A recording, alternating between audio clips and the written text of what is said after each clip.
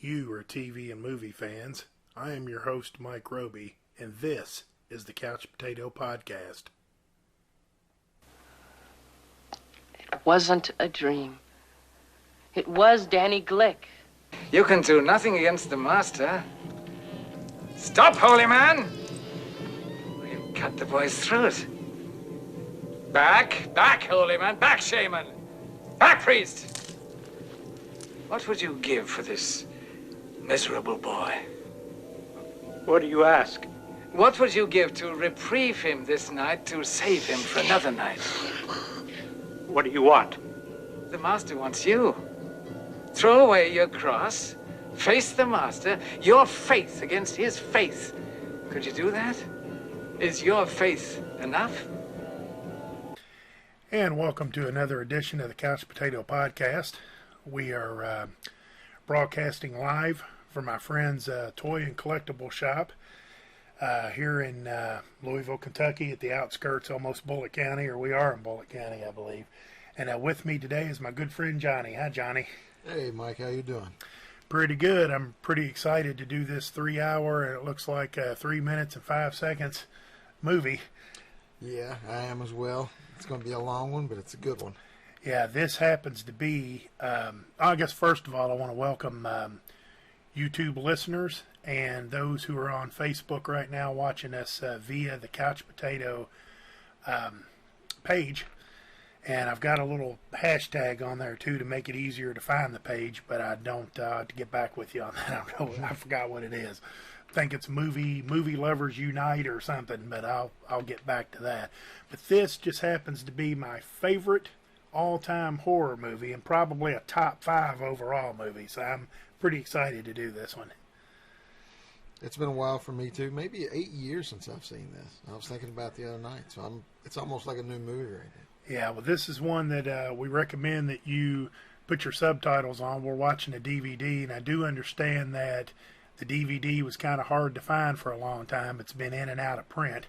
This actually was the first DVD that I ever owned, and I didn't even have a DVD player yet. I hadn't signed on to the DVDs yet. I was still doing the VHSs, but I didn't want to lose it. And they do have a Blu-ray, so hopefully you can watch one of the two and follow along with us. And we're going to start our movie at 3 seconds. We're right here in front of this church or chapel or whatever this is. But 3 seconds, and we recommend you put your subtitles on. And we're going to start our movie right now. So there we are. Just popped up Zawata, Guatemala or something. And this is a movie here that it moves pretty quick. There's a lot of characters to introduce, and we won't be able to fall asleep on the job on this one because they're always bringing in new characters, and so kind of looks like they're filling up holy water from this church into these blue bottles. I've got a cologne bottle. It looks like that. Yeah, I do too. I think it's Polo. Yeah, I think mine might be a Polo or a knockoff or something. But I wonder if we could cut some vinyl and make it look like that, or put a little light in it or something and make it light up. That'd be pretty cool. But this movie here stars, as you're seeing, two of them right here. David Soul, who was Starsky and Hutch fame at the time. This guy here was red hot. And the kid's name was Lance Kerwin. He would go on to play in a lot of made-for-TV movies. And this is a made-for-TV movie. There's many stories about how they couldn't make a movie out of it, although they did make a hour and 40 minutes movie version out of it that you can't seem to find now. You know, you can only find this miniseries. And I guess James Mason, who is excellent villain. And I guess I'll use this opportunity while they're going through the credits here to tell you also that the house here, they filmed this movie in, it's in California. It's not too far from where they filmed Halloween 3. It's like within an hour. Lolita is where they did Halloween 3, and this is, oh my goodness, it's not Glendale, California, but it's somewhere around there. And one of my buddies, Kevin Lewis, is watching. He's tuned in. It's good to see you on here, Kevin. And but this house here, it's basically a little small dumpy house now. And what you're looking at right now is a facade. They built this to make it look like from an angle it's a big house, but really it's not. It's just kind of, you know, you go over there where the car is and you can see it clear. Directed by Toby Hooper of Texas Chainsaw Massacre fame. Oh, yeah. He was red hot. You know, he couldn't be any. Yeah. And I'm actually looking up on my phone here because I want everybody to know I cannot believe that I don't remember where this was filmed at. And here's another little trivia. There's supposed to be a remake of Salem's Lot coming out, like maybe in the next couple of years. And that's, I'm going to be honest, I don't think that that's going to be high on my list of things to watch because I can't see it being any good. I can't see it beating this. Yeah. A lot of problems with the remakes are they try to set them in modern times. And it just doesn't work, you know, because everybody has technology now. Yeah, when they did the remake that had, I can't even remember when they did it, 2005 or something like that. You know, they had cell phones in it. My wife's watching. Hey, Sharon. Hey, Sharon, how you doing? I'm at Johnny's shop. This isn't a facade behind us. We're actually here. She gave me a thumb up.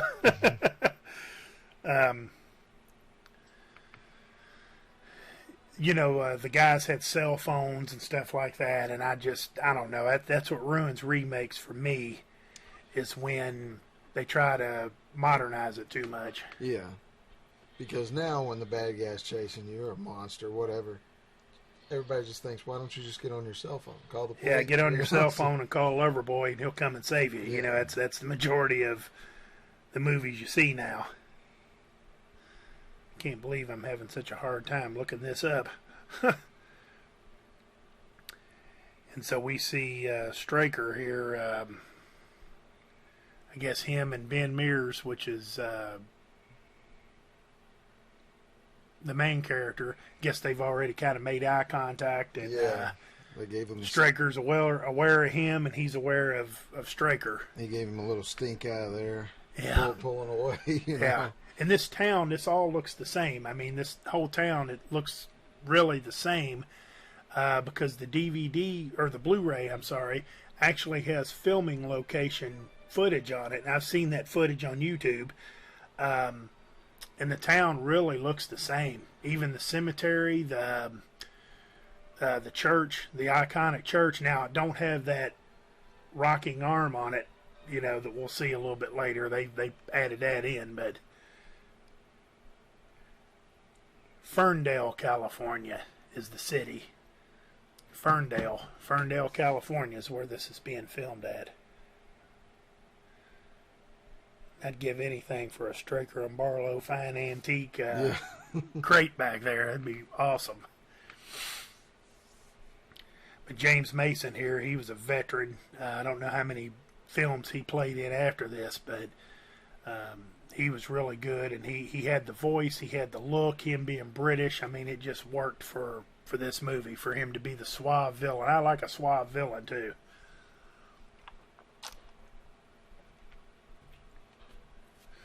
We're very casual here on the Couch Potato, so we'll be eating donuts and drinking soda pops, and my partner, you won't be able to see him. You only get to see me, so. And if you could see me, you would see that I do not have cups, so I'm drinking straight from the 2-liter. He is. Would you call it caveman style? Caveman style. I was going to say we're in hillbilly heaven here. Yeah. And then now he's talking to actor Fred Willard, that's played in tons of stuff. I seen him on Roseanne today, where he got married. Martin Mull, I think's his name. Yeah. You know, he owned the diner that they worked at, and I mean, this guy's never stopped acting. Look at those pants, man. Ever see the matching jacket that he puts on a little bit later on? And my wife, I don't know if she's still watching because I'm showing one person watching, but I'm seeing two people on here. She hates this movie. She says it's stupid, it's ridiculous, and don't have any idea why I would even give two shits about this movie. Yeah.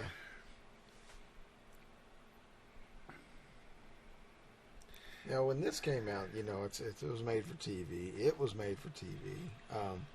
Tommy Knockers. Stephen King's had a ton of made-for-TV miniseries. Mm-hmm. Now, The Shining, a little bit before my Love to time. have that too. That sign. Was The Shining theaters? I believe it was, yeah. Okay. Because I believe it was one of the ones that people come out of there just, you know, jumping out of their shoes. They were so terrified. Yeah. My wife just said, corny.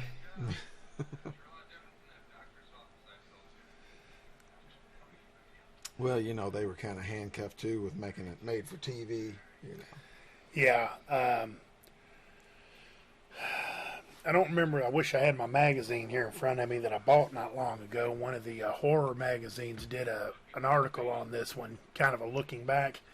And I've got a couple of them. I've got one that's real old, and this one just came out maybe 6 months ago. And it talked about how Tobe Hooper wasn't the original director idea. They had a lot of people. They've been trying to make this movie since the book was written, and they just couldn't get it together with made for TV versus the movie. And yeah, if you're going to do it on TV, like you said, there's a lot of restrictions. There's things you can't do. You know, you can't chop somebody's head off. And back in this day, you know, back in '79, you couldn't chop a head off and let it roll down the hill and that be on local television. You know, you couldn't do that then. And so this is Eva Miller. She owns the boarding house here, and we find out later that she's the ex-wife of Weasel Phillips.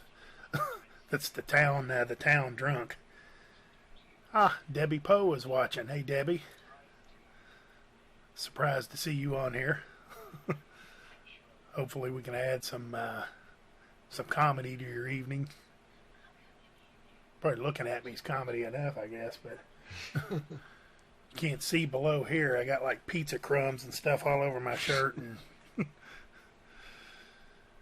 but as we said, this movie goes pretty quick. So I guess Ben's walking through the woods here, and he notices a girl, and who wouldn't? yeah.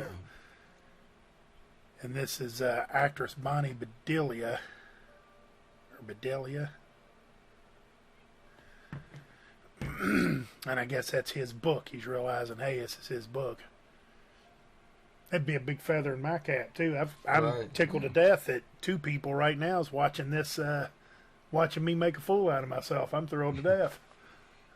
Just imagine if I had a book published and seen somebody reading it. So he's meeting her, and she's explaining that she is the a teacher. And if you ever had a girl do this, it's like, what's your name?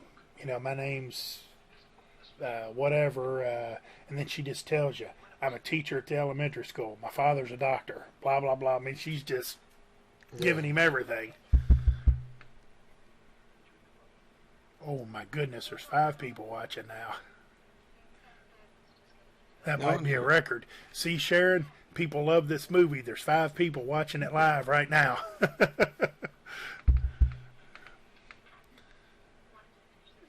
Now on here, what's he an author of? Like, what does he write? The constable talks to the FBI later and says that he's wrote a book called Conway's Daughter and something called Air Dancer, which is what he is looking at right now. And he's right now, I guess we don't know yet, we'll know here soon, that he's here in town and he's wanting to write a book on the Marston house, you know, the local haunted house. So I don't know if he's only got the 2 books. Surely to goodness he's done more than that. because the constable even says he don't know if anybody's read them or not. So they might not be. They might be Dollar Tree. Yeah. And my ex-wife Julie's watching. Hey, Julie. See, I've got a big following here. Yeah. For people to tune in this late and give it 5 minutes or so is really nice. And so now he just asked her out, I guess on a date. He asked her to dinner. And he explained that he's got no kids and his wife died. Because she said, "Are you still married?" Because apparently the book said so. And instead of going out with her and trying to romance her, what's he doing? Going back to the Marston house at night. Yeah. Bad idea. Would you go that close to that place at night? No. I might ride past it. I might even stop in my car, but I wouldn't get out and get that close. No way. That right there's a lie. Yeah.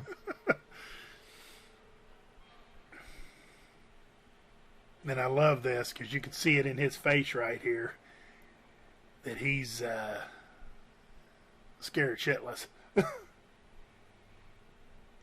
Yeah, and you can kind of see it on his face that he knows something's up. Yeah. Now watch when he kind of walks away and then Ben Mears turns back around. He's like, whew.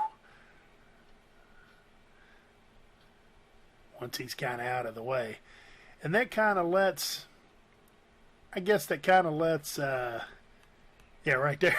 Yeah. It kind of lets Ben Mears know that later on in the movie here, Straker's going to be one of the bad guys. And this guy could sneak up on you at any time. You know, he just walked up on him and he didn't even know he was there. So if it was a killer movie or something, a slasher movie, he could have done him in right then and there. Right.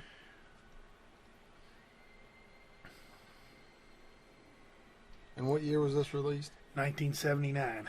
Yeah. So Filmed most of it was done in 78 and it came out in 79. So this is just right before the big slasher boom. Yeah. You know, Halloween had already came out, but not Friday the 13th or, Nightmare on Elm Street. Yeah, or any of the returns or anything like that. Which is probably why this movie still has that old school feel. Yeah. Because after the slashers came out, it was all about the body count. Yeah. It wasn't about the scares or the build up. Yeah, because you get a little bit of time in here. I don't know exactly when it is, but you could be an hour into it, maybe even longer before you actually see Barlow. Yeah.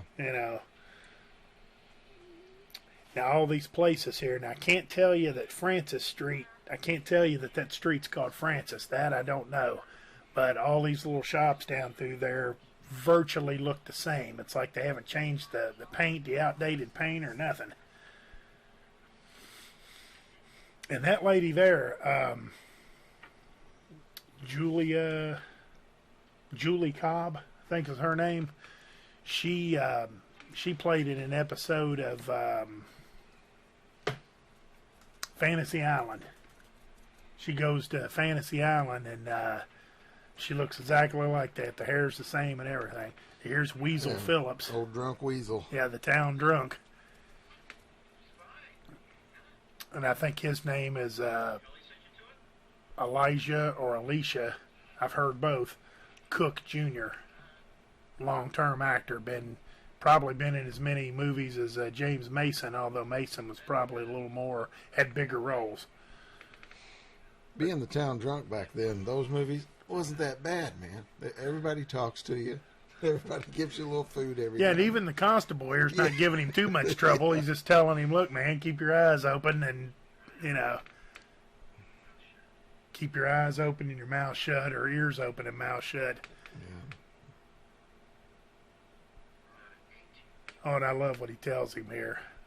He's wanting him to keep an eye on Ben Mears because he's in the same boarding house with him. And he's like, why? Weasel wants to know why you want me to keep an eye on him. And he's telling him he murdered 18 people. An old man that kept asking, what's he done? Yeah.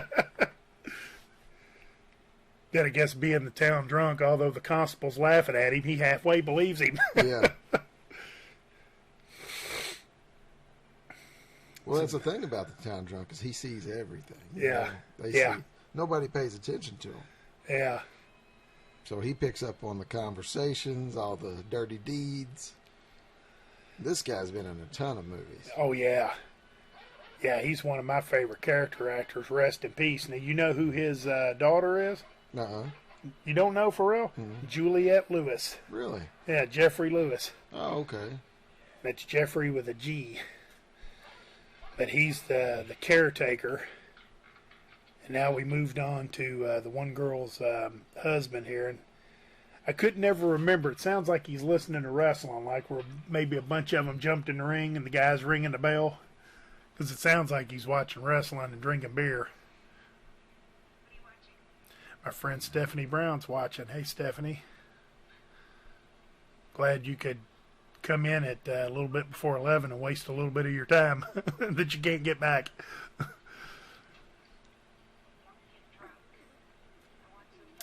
Yeah, so don't get drunk tonight because you know what happens when you drink too much. She said, I want some fun. And Yeah. And I think that is made for TV. yeah. And then what's he say? Get me a beer. Yeah. And this is filmed in supposed to be Salems Lot, Maine, as most of Stephen King's novels are based in Maine. And really, the husband and the caretaker, I think, are the only ones that really speak in that New England accent, or at least try to. Everybody else kind of sounds normal. Yeah.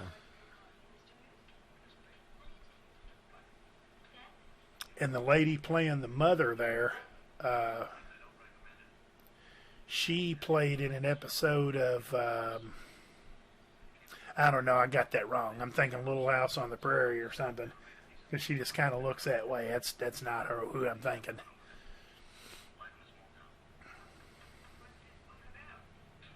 But I've seen her in something else, but I can't think of what it is. The nice looking stove right there. So now he looks like a madman. Yeah. Now watch real close. It looks like she smacks him in the face. Watch here. Yeah. You think she smacked him? Yeah. He didn't act like it, but it looked like his hair, and I thought that I could hear a smack. And she's twice his size, and they were married. I'm assuming excessive drinking might have came between their marriage, maybe. Yeah.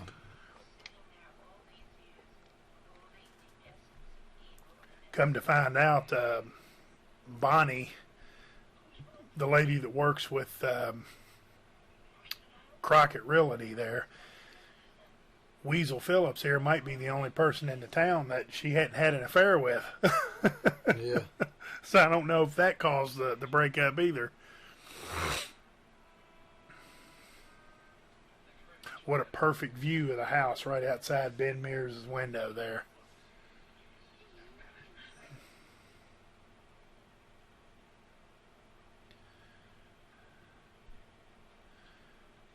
You'd think that lime green paint trim there would scare off vampires, maybe. Yeah.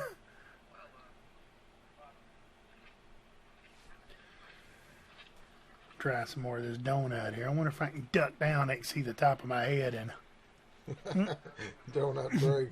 Mm. We've got donuts, 2 liters, pizza. Breadsticks.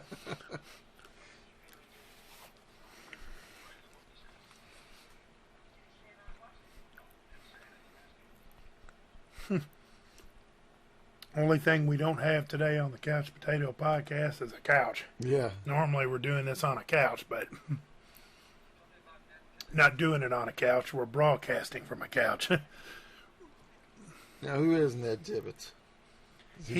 He is the ex-boyfriend. She kind of says kind of, sort of. She's like the ex-boyfriend of the love interest here.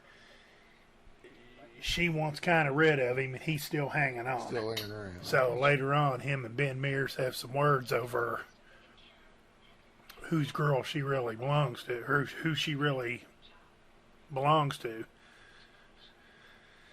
And basically, from her standpoint, and Ned Tibbetts is the town plumber, too. Apparently, Wow. he's got a plumbing business. And he actually has a plumbing van, if you remember. His plumbing van looks worse than your van. That's impressive. My van is not easy on the eyes. Your van looks better because it's more modern. I'm not sure if Ned's van is even modern for the time. I've seen very few of these vans riding around when they show it here later on. Because I guess being a life in a small town like this, I guess everybody knows what's going on because everybody knows about Eva Miller and Weasel still staying over there, and my buddy Mark Medcalf's watching. Hey, Mark, what's going on, bub? The small town politics, everybody knows everything. They hear everything, they see everything. Like you said, the town drunk probably sees more than most people. Yeah.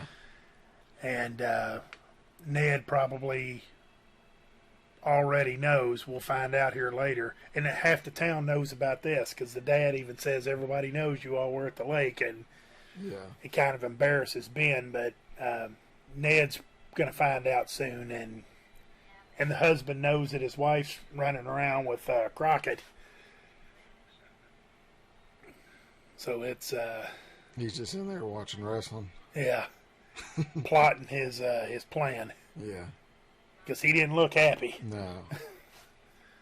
and it looks like he'd already maybe polished off 6 or 7 beers. And then he had another one coming, so. Yeah, forgot about that. Get me a beer. You had another one coming. Yeah, he didn't seem to be worried about the funning. Right. No. Said, we're going to have some funning later. Maybe he's like me. Maybe he's got low testosterone and he don't care nothing about fun, and he'd rather have some pizza and some donuts and cold 2-liter. Well, like you said, if he knows that she's out running on him, then Yeah. that probably plays into it too. Yeah, they're all going to get theirs. All the ones that's running around. Even Ben kind of gets his, and he's not necessarily running around. Yeah. 'Cause he asked all the questions. If anything, the girl ought to be the one getting it. But yeah, that's such an awesome view there. I never noticed that before, but there was somebody down there walking on the road, walking a dog. I've never noticed that, and I've probably seen it 100 times. Now they're gone. Yeah, that house, like when you think of this movie, is just as iconic as any of the characters. Like, Yeah. Like the house itself. Whenever Yeah. you think of this movie, you'll see a picture of it. And Ben even kind of says that when he's explaining his interest in the house and everything.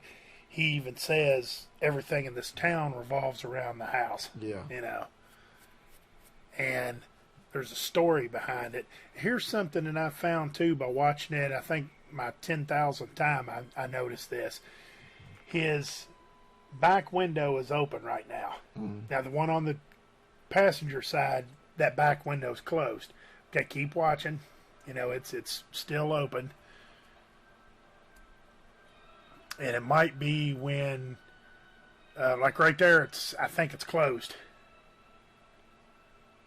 It could be open. I can't really tell because his head's in the way. Yeah. But I'm thinking that I could see the bar on the other side of it. But when he pulls up into the lot, it's obviously up. Then he gets out of the car and it's down again. Speaking of that car is smooth. Yeah, Right? what is that? Is that an old Caddy or an old Lincoln or an old? Old Caddy. I think it's probably right around 60, 62, something like that. 63, something like that.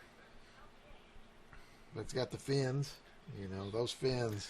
Real nice. Somebody had told me one time they thought it was a Packard, an old Packard, but it looked like a Caddy or something to me. Yeah, The emblem did. It's got the Caddy symbol in the front. It's a sweet car. Uh-oh. Johnny, you got to lean over here. Look who's watching. Mr. John Barlow. Oh, John Barlow's What's creeping going on, in. buddy? He stopped There's over. one of his crates that says Barlow and Straker. It's his movie, so he had to stop by. Yep. What time is it? It is 11 o'clock. Oh, man, it's way past Barlow's Is bedtime. it way past his bedtime? Yeah. So we should feel privileged that he, He said, "What's up, guys?"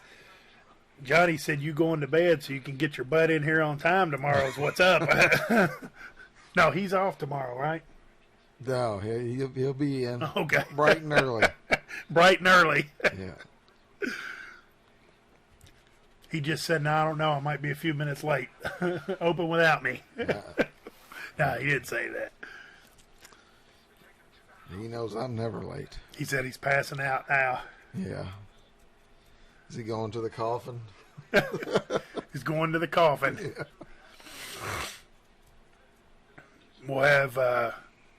We'll have Biscuit or Tim or somebody come over and push the coffin into the little cellar here. Briefly. Jackson and Barlow. Collectibles. Jackson and Barlow, fine antiques. Yeah. Oh, I love it. That's got a good ring to it. And so right now, I guess where we're at is Straker is hiring his buddy that got him all the property, Larry Crockett, who's really a realtor, but he's got all the connections. He's hiring him to go to Portland, Maine and pick up a box. And he's telling him it's a sideboard, but we know what's really in it. Yeah. And, of course, Larry Crockett here is going to hire the husband of the girl he's having an affair with to get him out of town. Yeah. So this sets up their little rendezvous that they're going to have here.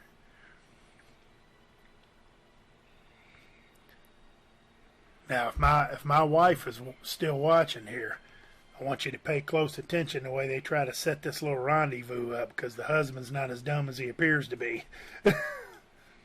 He's going to catch him. So...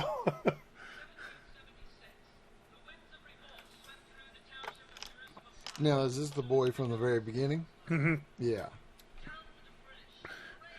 I never could figure that out. That in the beginning they said 2 years earlier, Yeah. and it shows. Gosh, I can't remember his name, but Lance Kerwin, the main kid, him and David Soul are actually teamed up, Yeah. and so I don't get how it's 2 years earlier. And now, seemingly, we're 2 years later, and they don't even really know each other. They just they introduce each other, or circumstances brings them together. Yeah.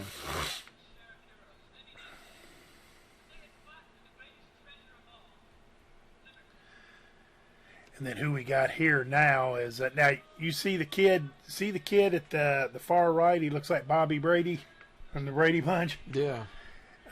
He is actually in a Facebook group that I belong to called Victims of Salem's Lot. Really? Yeah, and he's on there, and he's super nice guy. You know, he gets on there and he'll go back and forth with people. Sometimes in them groups, some of these actors, you know, that were in the movie, they'll get in there and then they just get overwhelmed by people asking good questions, stupid questions, you know, tag them in and everything, and usually they bolt out of it. But he seems to be pretty good. His last name is Scriber. Oh, I okay. think. Yeah. I've chatted back and forth with him a couple of times on there, and so basically what's happened is, we don't know this, but Larry Crockett has already set this deal up with I guess his name is Colin. Cullen Sawyer. Yeah, and Mr. Sawyer here, he's going to try to get him and a couple of his buddies together and let them do it, and he's going to stay in town while they go do the work. And this guy here, like I said, Jeffrey Lewis, his actor's name, or that's his acting name. His character name is Mike Ryerson. He is literally the caretaker. Okay, here's this van that we were talking about.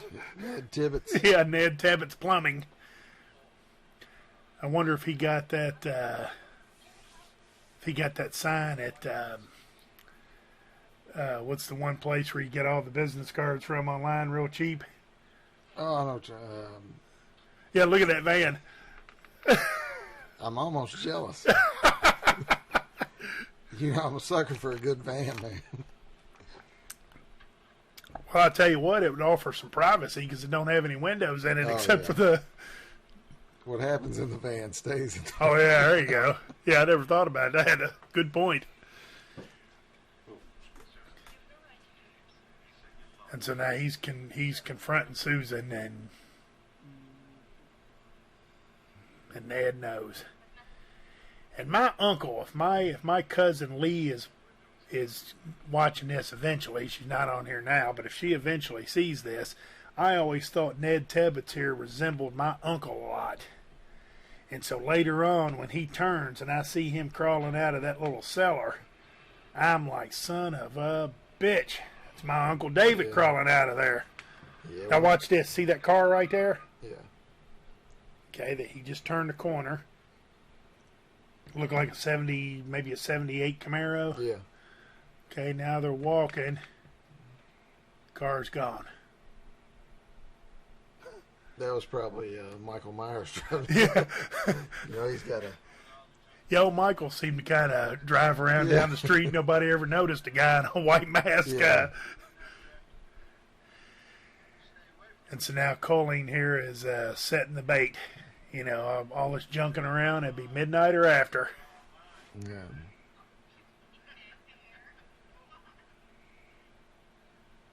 He gives her a hug and a kiss and actually warns him, says, you stay away from her now, you hear? Yeah.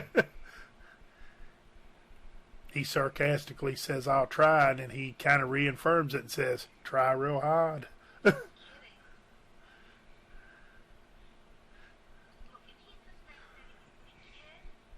I guess this might not be the place to talk about this, but you ever been out with a married woman? No. No. Yeah. Well, so much for that story, because I'm not going to say nothing if I'm the only one telling the story. No. I'll just put it this way. I understand Larry Crockett's anxiety there about, is he really going on this trip or is he not? Because that's the way you feel when... Well, let's just put it like this. If this was asking for a friend, too. It isn't necessarily me. This is what a friend told me. Yeah. Well, if I have, I didn't know it. Yeah. Just put it like that. Hey, there you go. I didn't know it, but I was somehow scared anyway. Yeah. I didn't know it knowingly, but I knew I had to get my ass out of there by 8 o'clock every night. Yeah.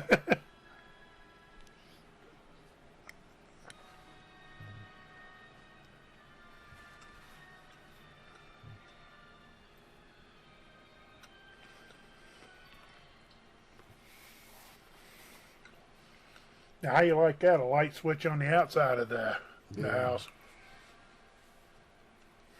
So he's at the collectible shop, right? Mm-hmm. Antiques. And he just witnessed, the moving truck obviously going. And he don't look real easy about that. No. I mean, we're talking about a sideboard, right? Well, you got to think, man. I mean, not to spoil it. I mean, everybody should have seen this movie. Oh, yeah. One wrong move with that precious cargo and Barlow's toast. Yeah.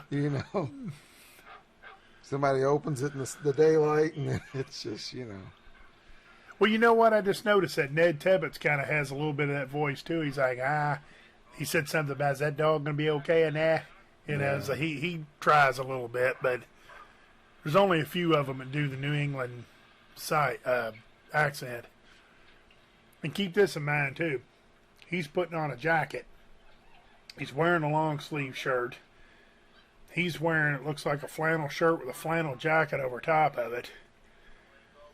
And Colleen's got his 6-pack of beers. He's one in the hand and carrying it with the loop. Yeah. But later on, Ned Tebbets says, it's cold in here, something's wrong. And he's like, yeah, because it's a warm night. I'm like, well, if it was going to be a warm night, you knew it. Why are you guys wearing long sleeve shirts and jackets? And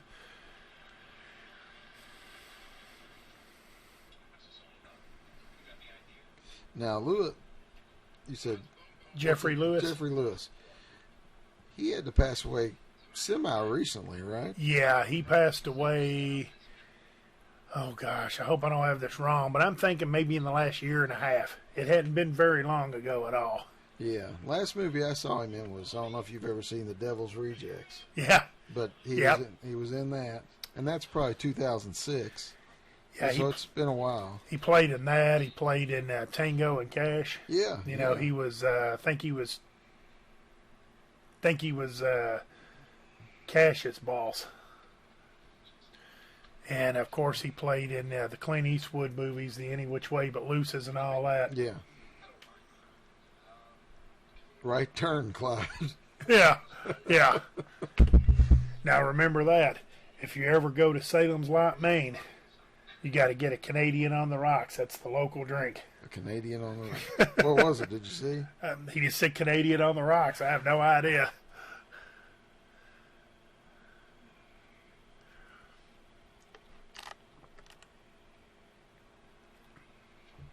I'm assuming Canadian is a single liquor, and I guess the rocks is ice. Yeah. He just heard something that scared him. Yeah. It was enough where he kind of double timed it, picked Yeah. up the pace a little bit. And what a crappy looking cemetery. Wasn't Mike Ryerson supposed to be taking care of that? Every tombstone seems to have these big Yeah. Martha J. Payne.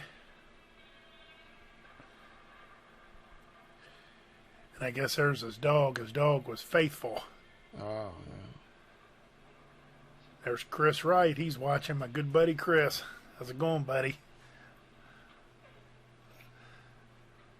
Yeah, so now Faithful is dead, and I guess it looks like maybe they took a piece of fence and Yeah. stabbed him with it or something. And I'm guessing that was Straker, Yeah, because Barlow's not there yet, obviously. yeah. so- There's a little bit of a time. I won't say a time warp, but there's a little mismanagement of time here because there ends up 2 or 3 couple of deaths before Barlow even kind of realistically shows up. Yeah. And why would he kill the dog? What's he doing walking through the graveyard? Yeah. I mean, we had a pretty good idea he wasn't going to Portland like he said he was going to. Yeah. But, or no, he said, I have to drive to Boston. He was going to Boston. We knew that was probably not true, but what's he doing around the graveyard? It's nowhere close to the Marston house or the antique shop.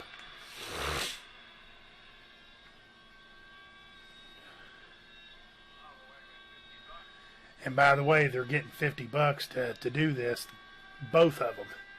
So it's 50 for 2 strong backs. 50, 1979 is what now? What's that? What do you think? 50? 200? Well, I'll tell you, if you were going to buy this on VHS tape, if VHS was even out yet, it'd probably cost you every bit of that $50 and then some. Yeah. So the 50 might be worth more like 100, 150 today, but I don't think it will buy as much as. Yeah. My buddy Don Estes is tuned in here to waste a few minutes. Yeah, you can Because tell. it's time you can't get back to, by the way. Yeah. You can tell Ned's creeped out, man. He Yeah. knows. He knows something's up. Yeah. And I don't think either one of these dipshits understand that it's $50 for 2 of them, because even Mike Ryerson said hell of a way to earn $50, and he Yeah. still don't get it. That's 50 for the 2 of you. And if Ned's the free guy, if Ned's just doing it to have fun here, have something to do, he understands what's going on. And Mike Ryerson is just kind of like, let's just get this done, and he's making every excuse in the world. Yeah.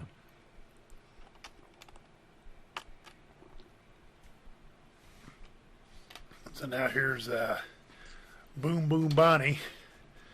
She's making the phone call, and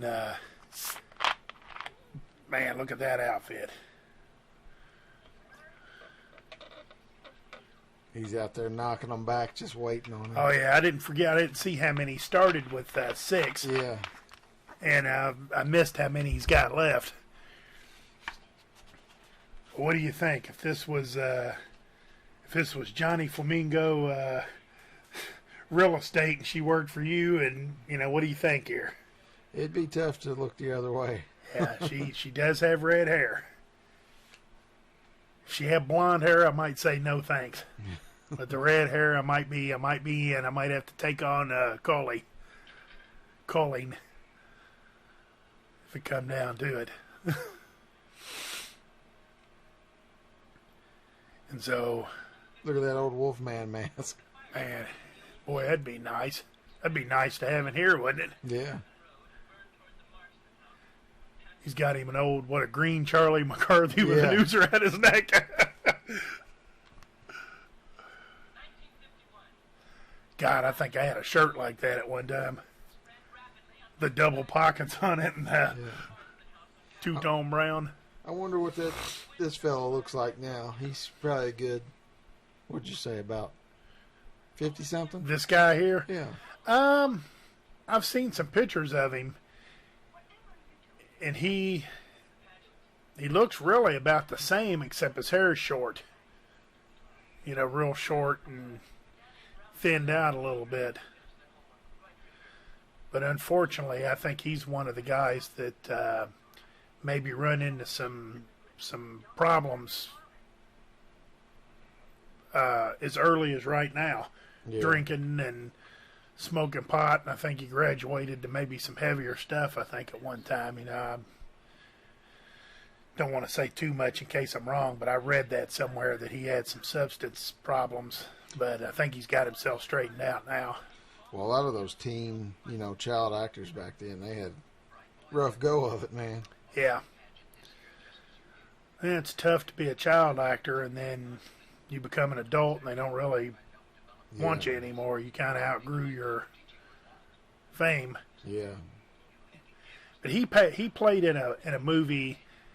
It was kind of silly, but it was some kind of movie where he was kind of an obscure kid, and I think he wet the bed or something, and it's been a long time since I've seen it, and I don't think I watched too much of it, but I think he wet the bed, and somehow he was running from, maybe he was being bullied or something, I don't know, but he learned to be a distance runner by running away or something. I can't remember exactly what it was about, but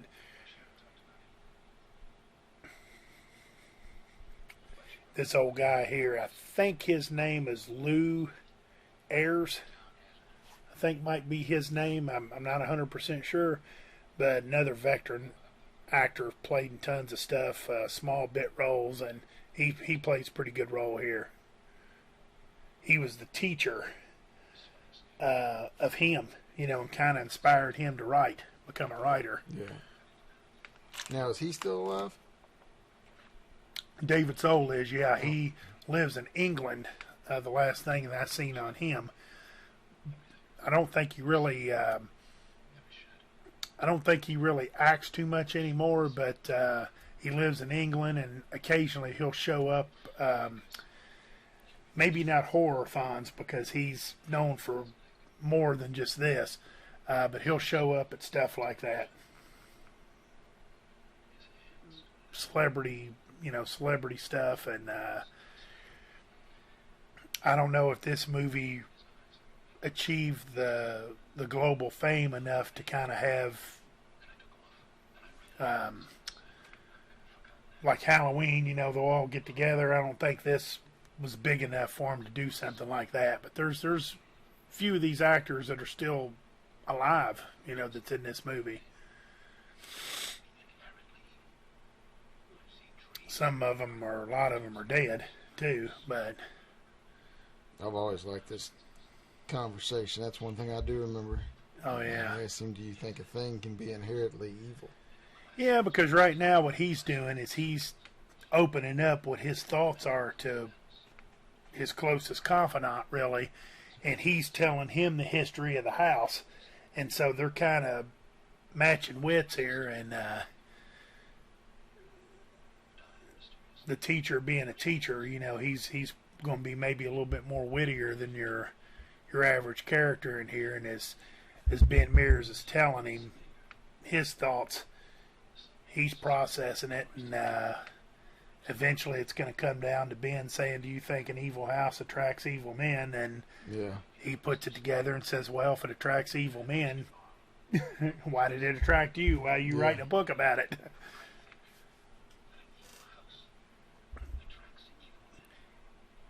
And his name is Jason Burke. And Jason Burke becomes probably Ben's biggest ally in this pursuit to try to talk anybody that'll listen into what they think is going on. Or what they know is going on, actually. And nobody will listen until it's really kind of too late.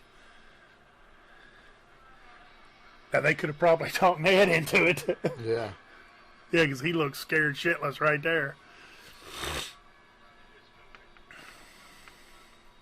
My friend Dolores, not too far from here, actually. We're close to the Brooks exit.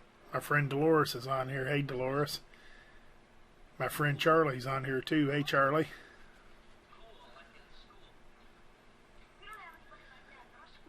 This is... Oh, I bet you do, kid. Mr. Peterson. Look at all them posters up there and all them pictures. Man.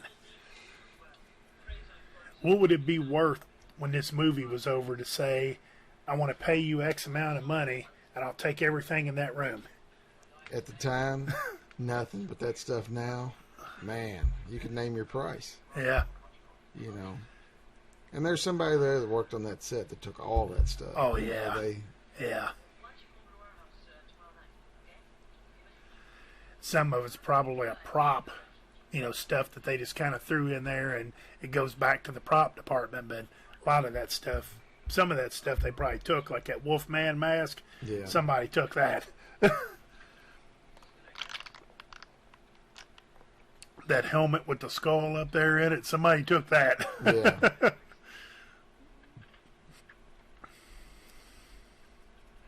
And this kind of, just showing his room kind of lets you know he's a little different. Because at the time, a lot of kids had, football or, sports teams on the wall or Star Wars. And he's got horror movies and things like that. Yeah, and it's like you and I have talked about before, about product placement, how they'll show something and a few minutes later it'll come into use, whether it be a chainsaw or a knife or something.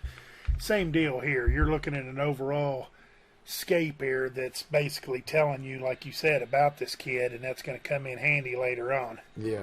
When it comes to battling Barlow and the other vampires, his knowledge is going to be more handy than Ned Tebbett's the plumber. And yeah.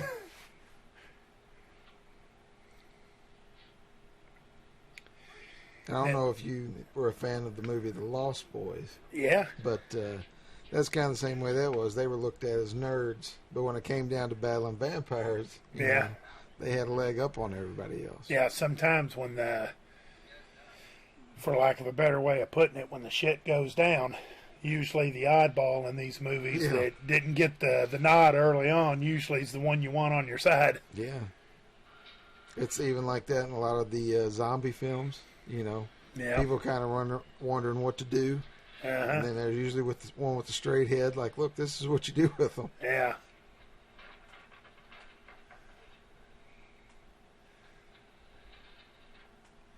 Now that was interesting. I never noticed that before. The crate was on the hydraulic lift. Yeah. And Mike Ryerson went to open the doors up, and Ned came over there and standing next to him looking down in there. And I never noticed this, but the crate was still coming down. Yeah. How's that work? Because you got to hold the button down for it to...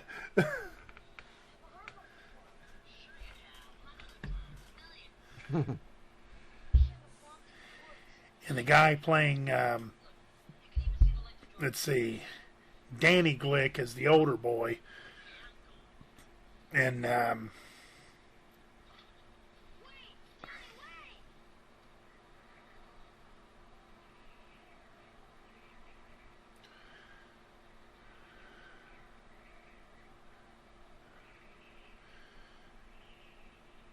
Brad Savage is Danny Glick.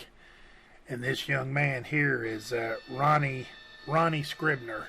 Yeah. I couldn't think of his first name, and I didn't want to take a shot at it in case, hopefully, he this would be a big feather in my cap if he was to watch this later on and comment on it. And you know what I always kind of said to Mr. Scribner here when we text back and forth, or we message back and forth during the group. I told him, and we'll see this later on, that both of them brothers, right now, Danny took off, and he's going to end up back home. Maybe not in the best of shape, but he's going to make it back. Ralphie Glick, which is Ronnie Scribner, his character just got something happened to him. Something come up, and there's Barlow in the box, so we know it's not him. So it has to be Straker. Yeah. I guess it don't have to be, but Straker would be the number one guy. So he's been kidnapped, and it's a couple of days before Danny dies, and the mom, the only person she's concerned with is Danny. She never gives another thought to Ralphie. How's the search coming? Call the constable's office. Do we got any clues? Is there any we making any headway on this? And I always told him that I thought that was pretty shitty of the mom to just not even give him another thought. Well, art imitates life, man. There's lots of people that I know that the parents love the one kid and the other kid kind of gets ignored. Yeah. Yeah, so now basically what's happened while I was yapping about my Ronnie Scribner story, which I think's well worth it since I've talked to the actor, Ned has finally convinced Mike Ryerson that something's up. Yeah. And Mike was like, let's get the hell out of here. Screw locking these things up. Throw the chain and the keys down there. Let's get out of here.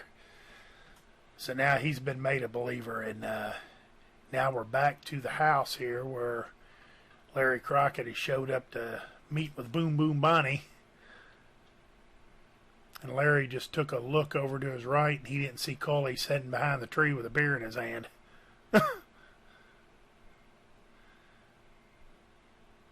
But now Coley knows. He knows for sure that and his wife's going to try to sell him on the idea that Larry came over on his own and was trying to rape her. Yeah. And my buddy Jody's watching. Hey, Jody. I hate it. My buddy Jody on here, he had some knee problems. He just had a knee surgery here a couple of days ago, and he's laid up in the bed. Now, this woman right here, the Glick mother, she is James Mason's wife in real life. Oh, okay. He just passed out. Yeah. So he made it back, but he's not in the best of shape here. And seeing again, what happened to Danny? Yeah. Because Straker got the kid. He didn't get him. So what happened to him? Because Barlow's still in the crate. There are no vampires there. Because Straker's not a vampire.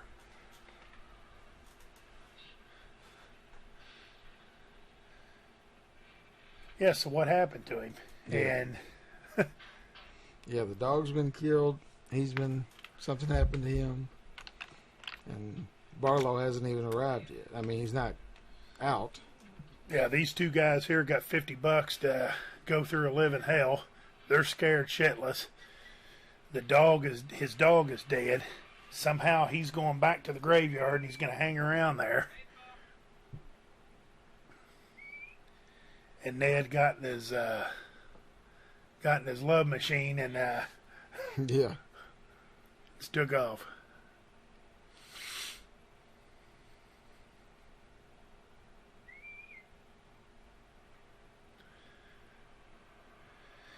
And these bulkhead doors here, this is all put on too. This here don't really. Yeah, there's the best look at the back of that. That's a Cadillac for sure. Yeah. And a good look at that, them fins on the back of that too, man. I like that. So Straker's here, and I guess first thing he realizes is no chains on the door like I asked. Yeah. It's part of the job. And much to his surprise, there's the padlocks.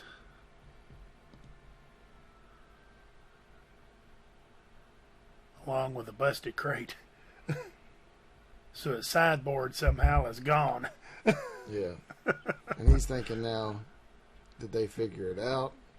You Yeah. know? And I guess that's the boy, right? Yeah, and I guess it's raining. Either that or it's extremely grainy That's what's DVD quality. in there. Yeah, that's probably what it is. Well, that right there is supposed to be my buddy in the group, Ronnie Scribner. This is supposed to be Ralphie Glick, you know, that... now, there's that, and that looks like somebody threw a stick of dynamite in it and just blew the box completely open. Yeah. And there's no signs of a sideboard or nothing. Now, keep in mind that's a kid. Look how light that is. Yeah. I've seen some other people do podcasts on this, and everybody, and I'm no different than anybody else, everybody comments on how easy this thing moves around. He's just kind of barely carrying it in there. Yeah. And then, of course, the camera trick is he's doing this, and now they show his face, and now they can cut back to where they place the real kid in there. Yeah. And there he is. But apparently what's happened is Ralphie Glick here was originally brought in here, I guess, for Barlow to feed off of right off the bat. Yeah.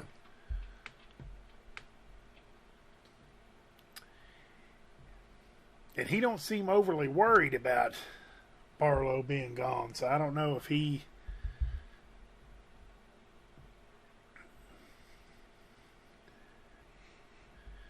Yeah, he's got to listen. You don't want to bust in too early. Yeah. So now we're back to the Colleen Sawyer house. And he's getting ready to come on in. Now listen to this. Guess old Weasel Phillips a case of beer after all. So he had Weasel kind of watching and listening and reporting back to him.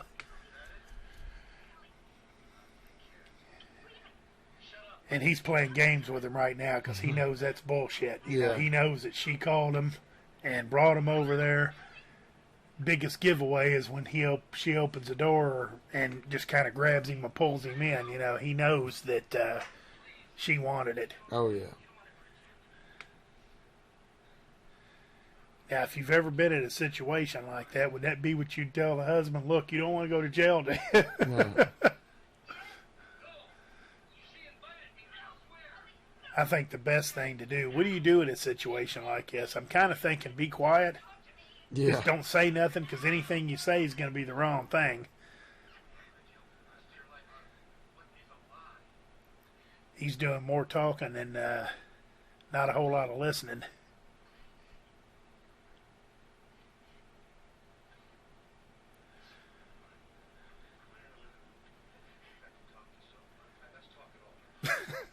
Right, let's talk it over. And I love this guy's facial features.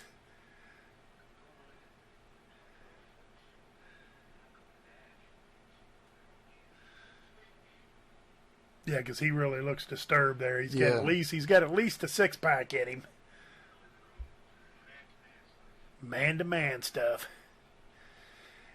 Now, I got to say this, and I guess start it now, is if you watch that movie, the one called Salem's Lot, the movie, they made a couple of different edits in here because this was made for America TV series, and the one that they made was a movie. They showed it on HBO back in the day, but I don't know if it's ever been available on tape or DVD here. But in England, they changed this up a little bit different. All this is the same, except Coley tells him to put the gun in front of his face, and then he tells him to put it in his mouth, and then he tells him to show his pearly whites. All this is the same. But it gets to a point where he says, hold it in front of your face, and then he says, just hold it, Larry, hold it. But in the movie version, he goes a step further and says, put the barrels in your mouth, and he's like, show them pearly whites, Larry, you know, and oh, but look at that guy. He's a madman. Yeah. And I guess for TV movie in 1979, filmed in 78, you couldn't have a guy put a gun in his mouth and close his eyes and then actually pull the trigger. Yeah.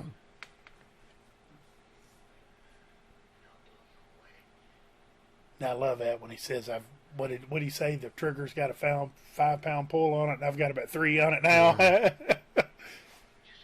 And he's looking very unstable.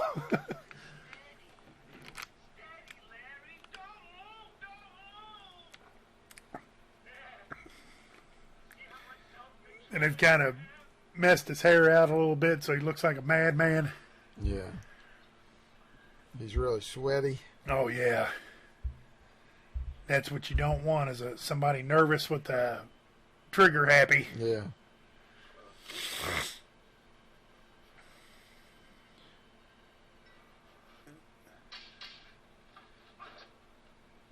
And so they probably just redid this, 10 seconds of that scene. Yeah. Okay, now based on that right there, that claw-looking hand, you kind of had the feeling that's Barlow. Yeah. Because Barlow's gone. Now we know Barlow's gone. But what happened to Danny? Why did he stagger back in and fall down, and now he's in the hospital? Anyway, Colleen just went back in there and smacked the shit out of his wife. Yeah. Or punched her. He might have punched her. It sounded like a smack, but... Yeah, they closed the door for that one. Yeah.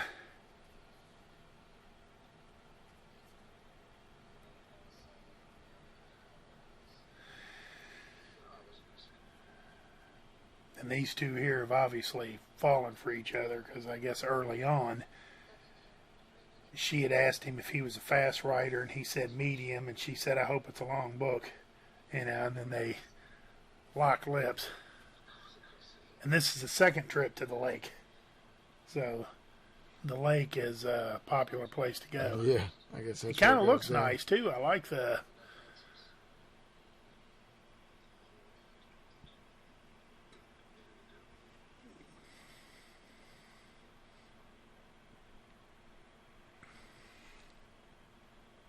So I guess the realtor guy, that's the first victim.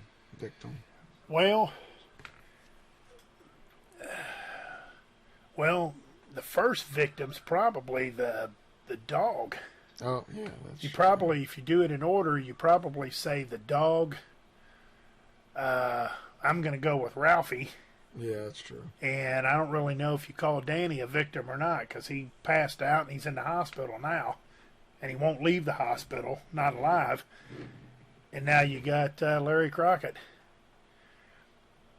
And I don't know where we're at in the movie time-wise, but it's starting to, it's starting to pick up a little bit now.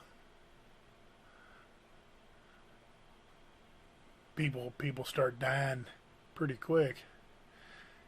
Now, if you were going to go to the lake and make out, would you wear that jacket? No.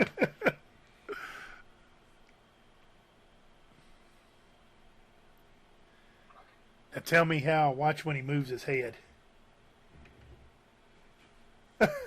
I mean, was that one of those on the third time that he shakes you? Then I mean, that looked very... Okay. So wait a minute. I take that back. Danny's not in the hospital. He's at home. Okay. Now here's where it gets real right here. This is where this gave people nightmares Yeah. when this came out. Anybody who's ever watched this movie knows this scene. Yeah, you ask anybody that's seen this, give me your top 3 or 4 scenes in the movie, things that you like. This is one of them. And here's a question I'm going to ask you, and you can watch this and get back with me later. This is Ralphie. So Ralphie obviously is, man, look at that. Ronnie Scribner, if you're watching this, excellent job. You scared the hell out of God knows how many people. Yeah. And I really think that Ralphie Glick here was the scariest of all the kids. Oh, yeah. Or I guess there was only 2 kids. I think he was the scariest of all of the vampires, really, even Barlow. Barlow's over the top a little bit. Yeah. And looks more like a monster, where Ralphie looks... He did a lot of turning. Now I'm going to ask you another question. He had a pair of maroon pants on with a brown belt. I want to say he had a plaid shirt on and like a members only looking jacket. Where'd he get the pajamas? I don't know. I would imagine they put it on him to make him look, creepier. Yeah. Well, I was sitting here. I take that back. Stupid me. I'd just sitting here reading the script, and the script called for him to wear the pajamas. Yeah. And I don't know. I think it's the next scene that he can. Well, here's what I was going to say. He floats into the room here, and man, tell me that's not. Okay, what's he do? He does nothing. He just sits there. Now, granted, that's spooky as hell, the way he's doing his eyes, kind of closing them and opening them. But he didn't go after him. He comes back tomorrow night, a second time. So what was that all about? I don't know. Yeah, that's the part that I was... The pajama part, we'll just write that up, because that's what the script called for. Yeah. And sometimes in vampire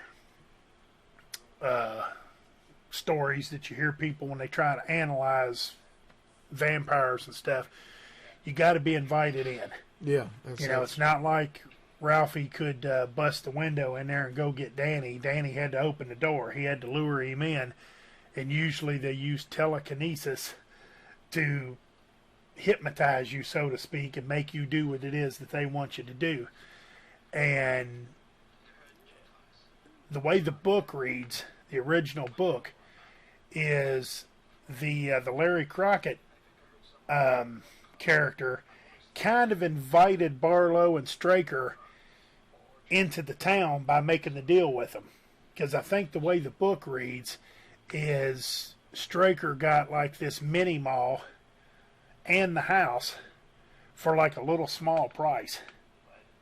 And, I mean, it was almost an offer you couldn't refuse or something. It's been a long time since I read the book, so I may be off a little on that. But that was the initial invite for Barlow and Straker to come to the town. And as right there, Ralphie's outside the door and Danny has to let him in. And later on, we see Danny try to get Mark Petrie, the Lance Kerwin character, their buddy. All three of these kids are buddies.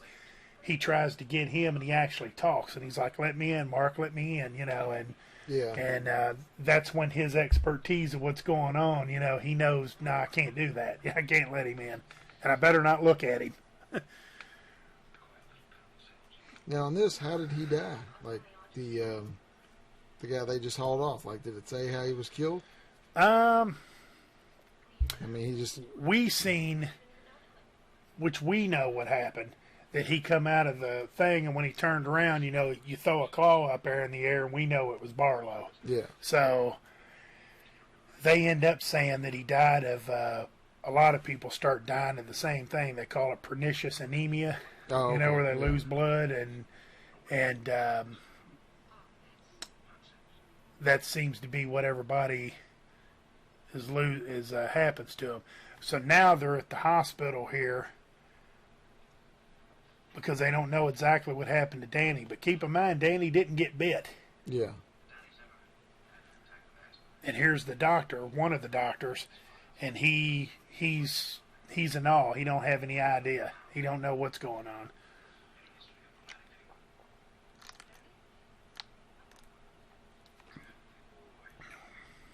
And I'll say this too, Margie Glick here, she becomes a pretty ugly vamp too. Yeah, a lot of them. Oh, my buddy Ivan's on here. Hello, buddy. How you doing? Thanks for coming on here and wasting a few minutes of your time that you can't get back looking at my mug. Hopefully when I get this posted, you can go back and listen to it, watch the movie, and make a little more sense to you. Now, the state of Maine, particularly Salem's Lot, had 0.3% African Americans in the town. And you just seen the only one right there, yeah. Royal. Royal was a hired hand at the graveyard. And Royal didn't discover this dog. Royal didn't discover it. Mike had to discover it.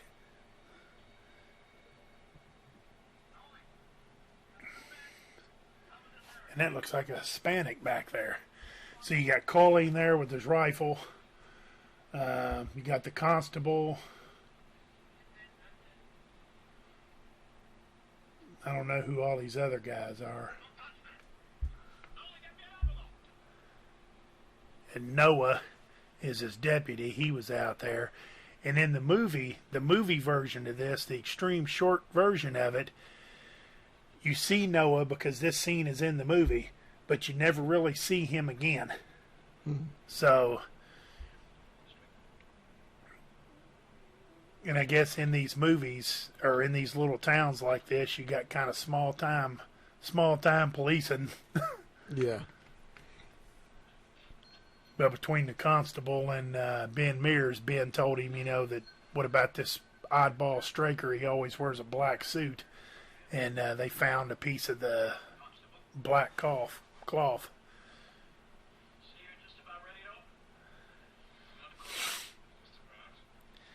And I always like this this little exchange here.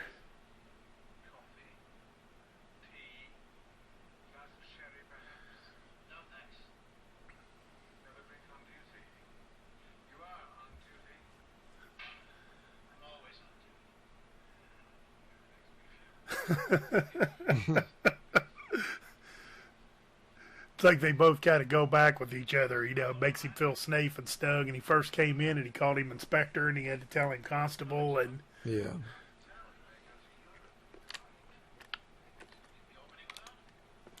Everybody keeps asking about Mr. Barlow. yeah, he just said Mr. Barlow, and what Straker should have said is Mr. Barlow may go to bed. It's past his bedtime.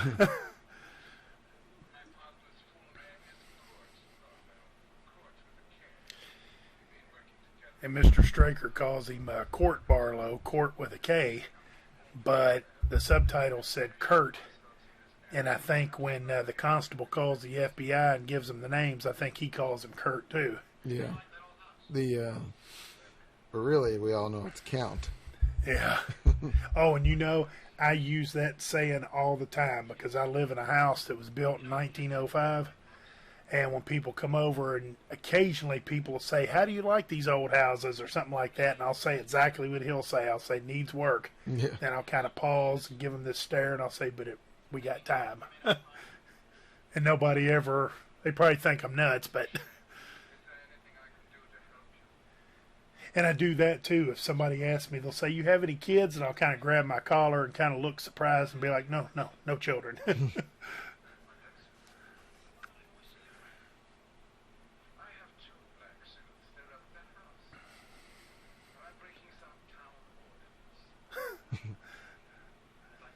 I love it. Am I breaking a town ordinance?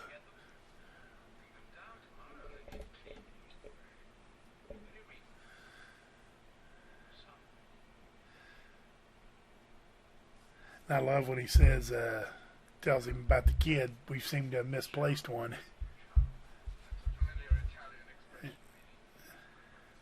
Oh, I love this.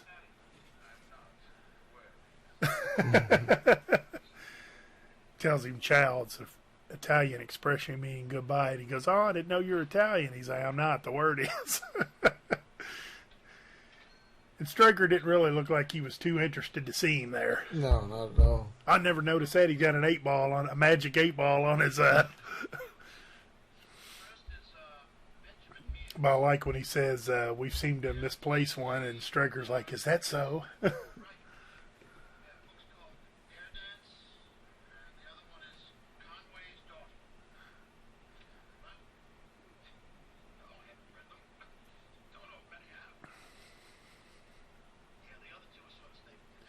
Tell you what, in the honor of the cops, I'm going to have another bite of a donut here.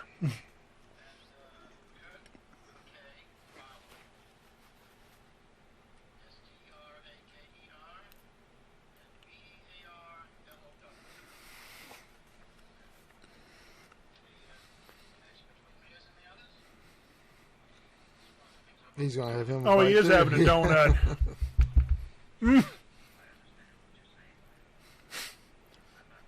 I didn't even know that. I swear I thought he had a sandwich or something. So now Ben's trying to tell Susan's father, who's the doctor, he's trying to convince him.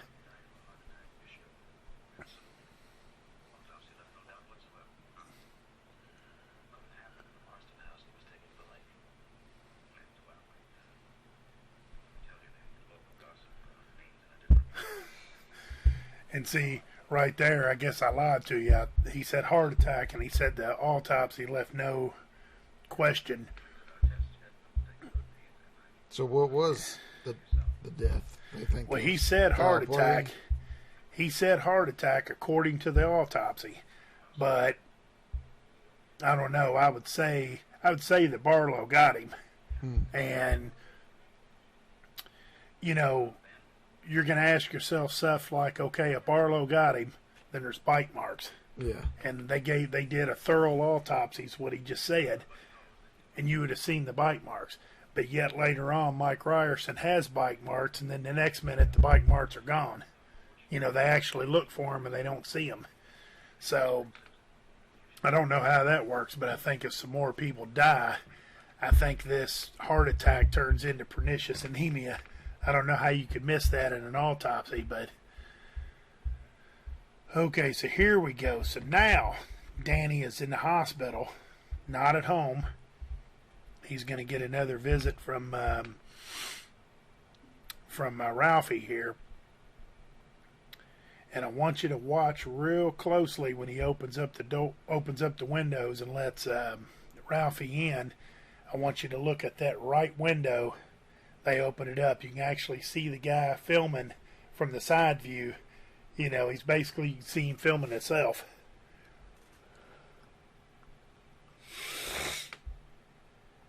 And I read that the way they did this is we're actually watching this backwards. The way they filmed it. I don't know exactly how they did this, but the way they filmed it is we're actually watching this part in reverse. They filmed it with Ralphie inside, hooked up to a harness and a boom with the smoke and stuff. And I think they said the reason they wanted it is they wanted the fog or the smoke or whatever to kind of go the other way. And so they filmed it with him being on the inside, and they literally filmed it backwards. And they just reversed the film or whatever.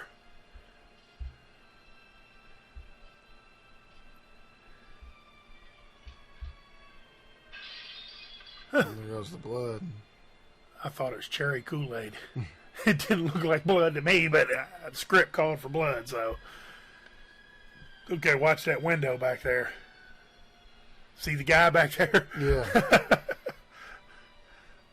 They missed that. Careful, Danny. Don't step on that glass that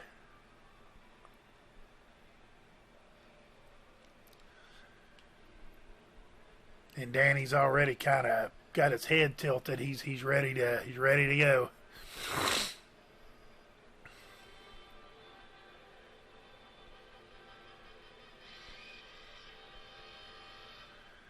Okay, so there's Danny.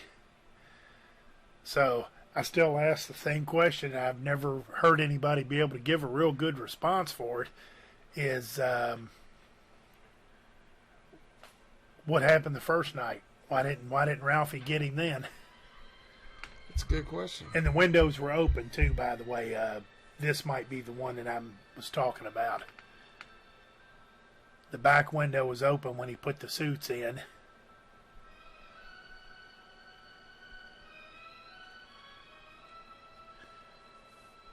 That looks like the same exact footage from earlier.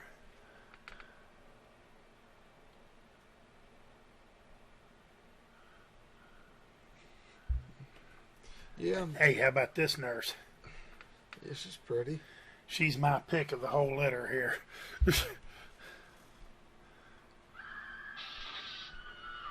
Good scream, too.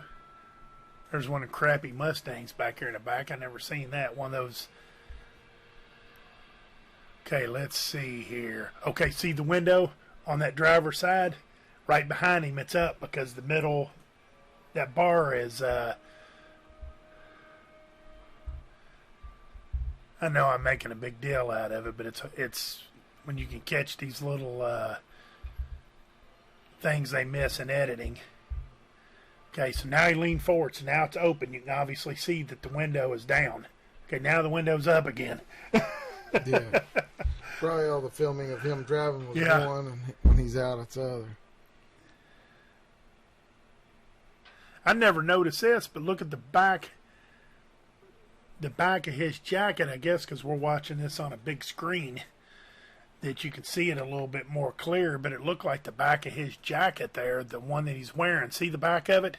Mm-hmm. It looked like it was ripped or something, almost like that strip came off of that one, but it couldn't have been because that's a gray suit.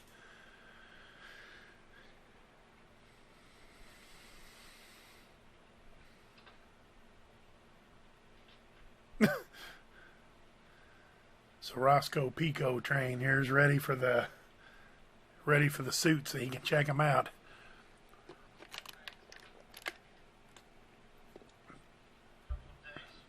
Yeah, that little thing on the back of his suit, it must have been something stuck to it because it's not there now. You know, I was thinking about it since this was made for TV. Mm-hmm. I bet that the first time that you said Danny lets him in Mm-hmm. was probably the end of that episode. You know, because they always want to leave these on cliffhangers. So if that was like the Tuesday night episode, Well, that's probably how it ended. And then people just were left on that. Probably didn't have to flow with the movie, but because of the miniseries, you know. well, I was just wondering if maybe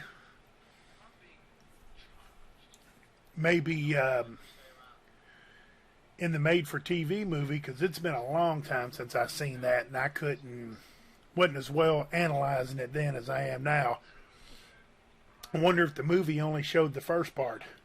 Yeah, it could have, yeah. And they cut that second part out because the actual bite maybe was a little too much. Because now that I think about it, I don't think you see any bites in the original movie. The movie version of it. You don't see a vampire go to a normal, and really I think even in this you don't really see it but a couple of times. You see Ralphie to Danny, and I know at the end there's an attempt by Susan to get the bin, but and everything else it's kind of an assumed. So I'm wondering if they did that, and then when they put this together, somehow it was okay to see that. So they just showed you both of them, you know. Which if it was me personally and I was doing the editing here, I would have left the first one out and just showed where he bit him. Yeah. I wouldn't have put both of them in there because it don't make any sense at all. Okay, so Straker goes strutting across the way here, and here comes Colleen and Boom Boom Bonnie. They're packed up and leaving town, and she's got her a shiner there. And Straker realizes, uh-oh, there's two people leaving town that'd be safe. It's two people that made it. Yeah. He said, that's perfect. Yeah, it's nice to keep track of that, too, how many people actually make it.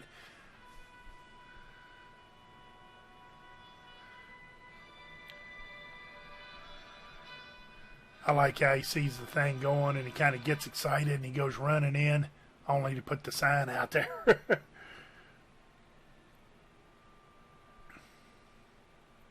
Now, I wish I knew how many nights that they did this over, because believe it or not, I actually had this on videotape years ago, and I can show you the scene later on where that's the end of one tape and you got to put the other tape in.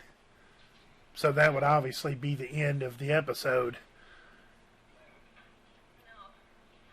Yeah, any movies back then, over, 2.5 hours? They had 2 tapes with them. Yeah. Uh-oh. I like how Ben's like,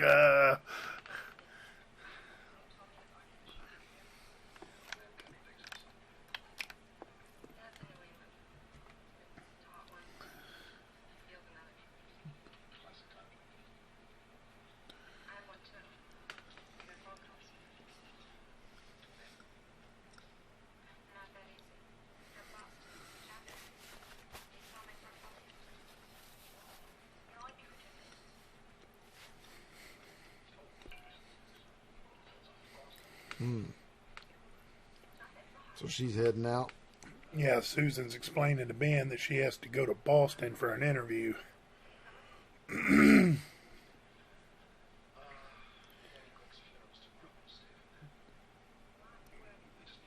See, it's like Danny Glick's funeral because Danny Glick's dead, but there's never no mention of Ralphie again.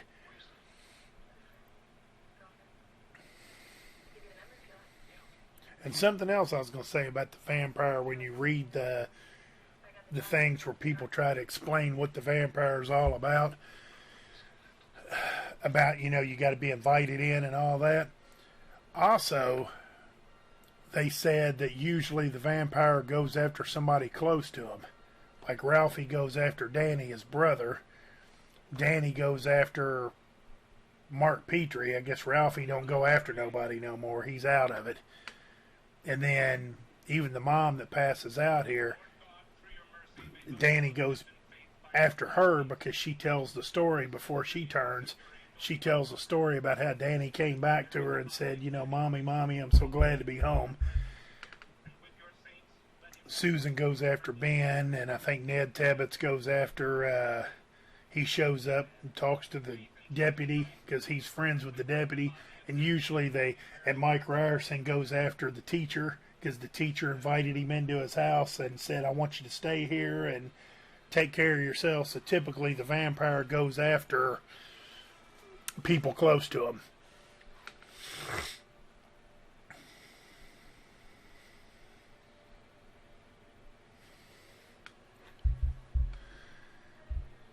And I guess if you're watching all this stuff, and you believe in any of it, you kind of feel that the telekinesis is working right now. The clouds are coming in, as you can see Ben kind of looking up. Now, this Harmony Hill Cemetery, it's actually called Ferndale Cemetery. That's just a sign that I guess they put over top of but them gates are there. The cemetery looks the same. I mean, it's in Ferndale. That looks like some stock footage from something. So he's burying the dog. No, he's burying Danny. Yeah, that's right.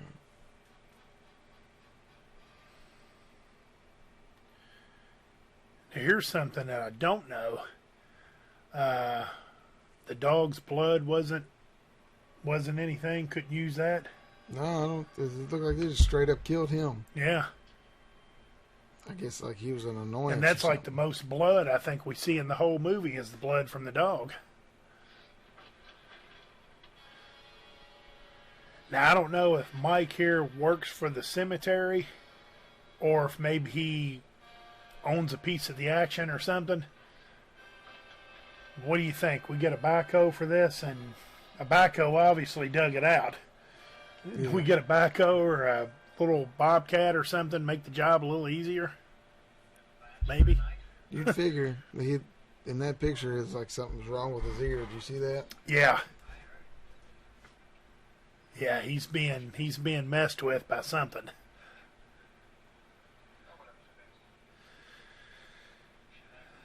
So now Jason and Ben are talking about Susan going out of town and him wishing her luck, and Jason's not so sure he wants her that he really does want her to succeed. Get past the interview or whatever, because then she'll have to go. And that cloud, that comes into play. Yeah. How it was showing at the funeral. The sun was getting covered up. Mm-hmm. And he's bothered by something. He's. In fact, if I was sitting here right now watching him and I was there, I would say he's not going to get that thing dug. He's calling for Royal because he needs Royal's help. He ain't going to be able to do that. And I don't know where Royal went. Do you end up in the end counting Royal as one that got away, or do you just got to understand that? Maybe Royal was smart. He was the only one that had any sense. He saw the dead dog and got out of there. Maybe he jumped in the back with Colin and them and left town.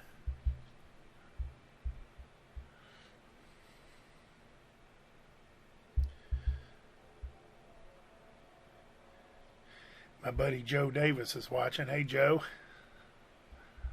Which that would have been perfect. I mean, look how clean that is. I mean, that was a backhoe with some work. That took some work to get that clean like that. And he's out there with the shovel. Come on. As he would say earlier in the movie, come on. And it would have been perfect to grab the Cullens because everybody thought, small town, they're leaving.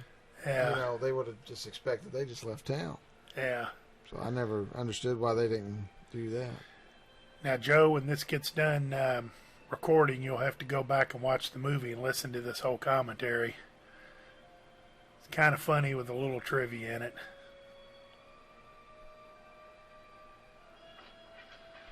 Okay, so... Yeah, something's got to be wrong. Yeah, Mike's telekinesis has got him down there in the coffin, spreading the dirt out. And this right here was, I mean, look at that. Yeah. The black suit and the navy tie. The tie is a little wide for my liking, but he's already looking up, so it's like... It's the eyes, man. Yeah. See what I mean? The kids are really good. Yeah. Now, this right here was the end of it if you had the tape. Yeah. That's the end of the episode, and now this is the same scene when he come into town in the beginning. So roughly, this is about halfway through. Look at that phone. Boy, that's a good-looking phone there.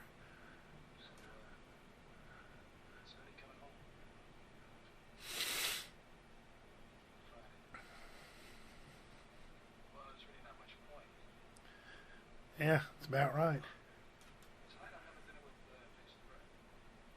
And I don't know how, there was obviously maybe 4 episodes, because I don't know if a TV movie, I really don't know. Would they have put, let's see, you add commercials and stuff to it, that'd be about 2 hours. Yeah. So I don't know if they would do a 2 hours tonight and 2 hours tomorrow, which they could. Usually an hour-long show ends up being about 42 minutes. Yeah. So 40 times 6 or 5. Mm-hmm. Yeah, that's 200 minutes. There's that Wolfman mask again. Crack pipe. Yeah. Or whatever you call them things, bongs or...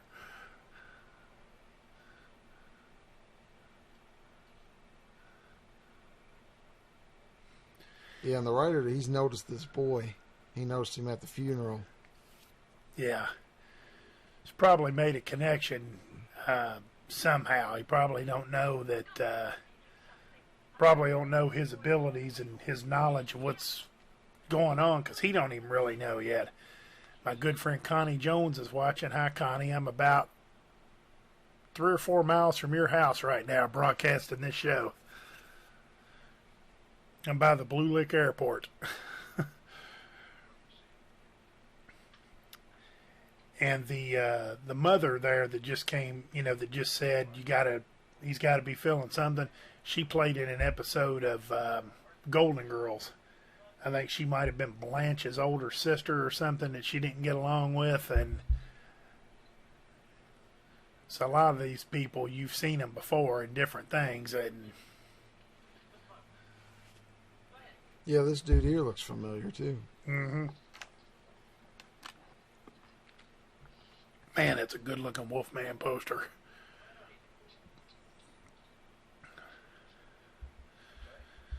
And here's a little bit of product placing too. He tells him, put me in the cuffs. It's not really the cuffs as much as it is when he says, you want to tie me up, I can get out of any knot.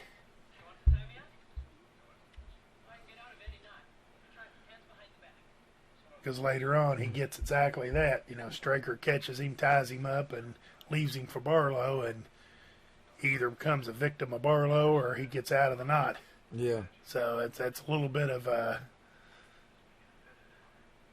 Yeah, you watch these movies, anytime you see something like that, it comes into play later on. Yeah. Where you're like, what'd that have to do with anything? They've done a pretty good job of, so far, of not giving you that product placing where you say, hey, I know that's going to come into play tomorrow. because just him doing the handcuffs goes along with his odd hobbies. And then when he says, you want to tie me up, you don't really think too much of that either if you haven't watched the movie before, because you don't really think it'd mean nothing. But then later on, when you see him tied up in that chair, you're like, oh, he's going to get out of that.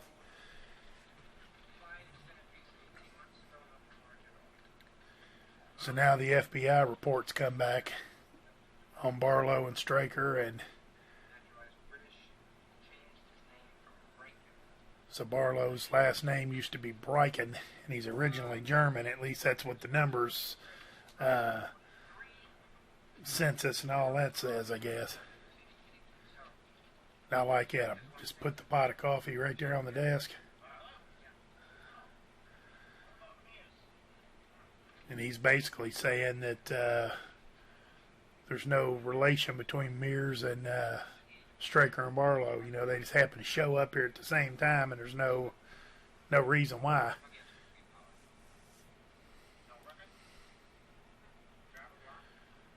But again, this is small-time policing here. Two men trying to figure out why three people come to town all at the same time. Yeah.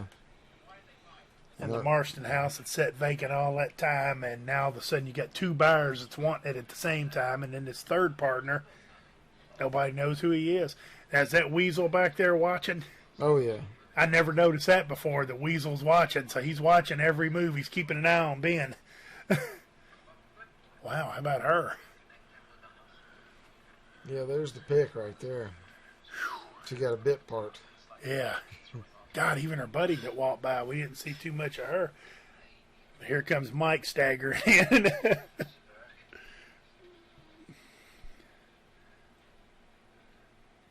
I like... Yeah, it's almost like when Dan Chalice calls the wife, no, I'm not drunk. They just assumed, are you on something, Mike? Assume he's on drugs because I guess that's the kind of guy Mike is. You gotta watch them guys named Mike. Yeah. They're very, very shifty. That's the thing. He was bit. He's out wandering around. Yeah. Is it dark? And he's basically telling them that he don't really remember much. He remembers falling asleep on Harmony Hill, which means he got bit and he just passed out. And now he's trying to tell him that... And there's his bite marks. Yeah. Oh, did you see bite marks? Yeah. Oh, okay. I never noticed that. I guess I never looked for it. It made it a point to turn around. Yeah, he did. About the time he said he felt sick and he turned around. Yeah. I was always kind of looking at what he was looking at, and I didn't notice it. But yeah, Weasel, if you can make that out, Weasel's turning around. He's about to break his neck, keeping an eye on what they're doing. I tell you what size screen are we watching this on? It's 110. 110-inch screen, folks. I recommend that you get something like this and try to watch it on this big screen. I'm seeing tons of stuff that I've never seen before, and I'm telling you, I've seen this movie 100 times if I've seen it once. Maybe 200 times. But Mike is basically trying to tell him that there's somebody out there and I let him in.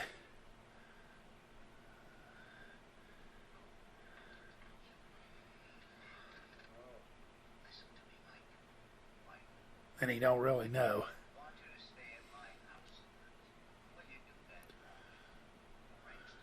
Yeah, I guess that's his invitation. Yeah.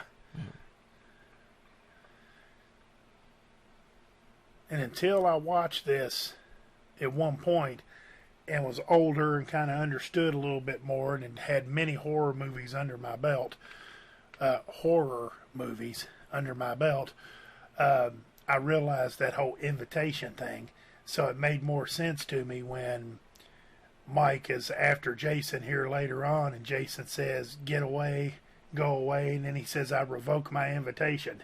And I always wondered, what was he meaning by that, and once I realized later in life, probably thanks to the internet, I could get on here and read stuff. You could read that the vampire has to be invited in. And right here's another good example. Danny Glick's coming to get his buddy, Mark. And he's going to try his best to convince Mark to let him in, but Mark's a little more wiser to what's going on here than Danny was. This movie probably did for windows what Jaws did for water. You know, it's like, I'm sure whoever watched this, you know, as a kid, whenever they look at their window, they probably thought of this movie. You can ask my wife, you know, she thinks this movie's corny as can be, but I tell you what, to this day, I don't sleep with the windows open like that. The other night, she said you should open your window and turn the air conditioner off, and I don't even know why I said it, but I was like, hell no, I ain't opening a window. You crazy? So Danny's expressions here, he sees him open it, and then he sees him close it. Whatever it is, Mark had the ability to pull away, you know, at the last minute. He said, I've seen enough of these movies. Yeah, he said, I've seen how this movie ends. And it's funny because that's what the scene down here on this little model that he had two guys in the back, and it looked like one guy was holding a cross up while another guy was kind of doing this. So it's, now that right there looks a little bit more like the boom stand, you know, because he's not doing a whole lot of foot movement there. But basically they did the same thing there. They kind of reversed the image, and boy, what a nice effect that is. Because if they just didn't go with the big money productions and they counted all horror movies, you would have to say, I'm going to give the nod to my buddy Ronnie Scribner and say that him, the second time, when he actually bites Danny, is probably the scariest of the kid scenes, and you would have to put that up there in a top 10 list of horror scenes. You know, things that were just scary. Not any of that stuff where they just kind of reach out and grab you and it scares you, but the stuff that you just see it coming and you're like, my God. Because that is serious stuff there. That stuff sticks with you. Yeah.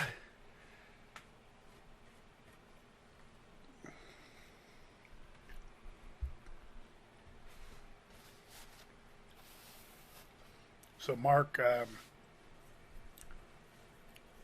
scared him off, and he's crying. He's got, or maybe not crying, but got tears in his eyes. And here comes Pop to find out what happened.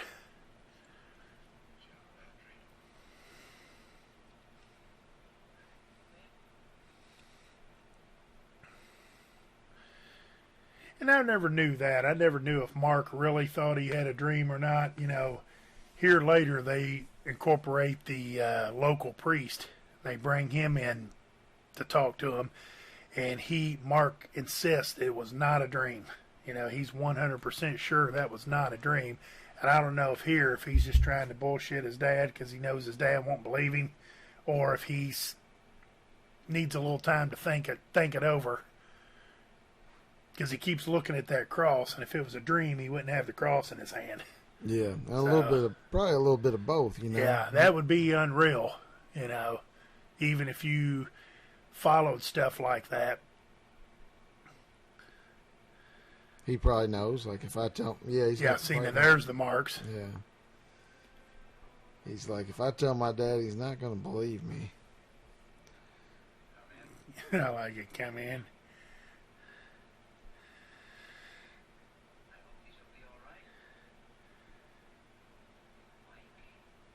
And there's special effects and stuff in this movie, you know, with the eyes and the teeth and stuff.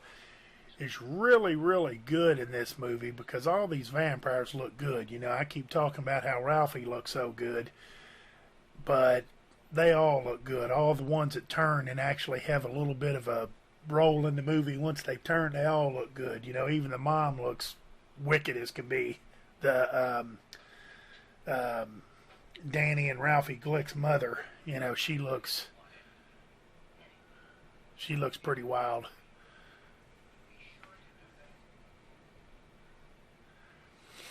Yeah, it's a different type, you know. They went their own way with the vampires. You know, the Yeah. big teeth, the greenish eyes. Yeah. And my ex-wife Liz, she never said she hated this movie. She never said she loved it either, but she probably watched it several times with me. And she was a school teacher, so if you remember later on when Mike comes back to to talk to Jason, he's going to look at me, teacher, look at me. You know, I'd always kind of do that to her. I'd kind of get up, and I'd do the whole thing, get up and tilt my head, and she was a good sport like that. I would do the Halloween 3 on her. You know, I'd do some of them things on her, and she'd play along. Halloween 3, I think she liked, though. I don't know about this one.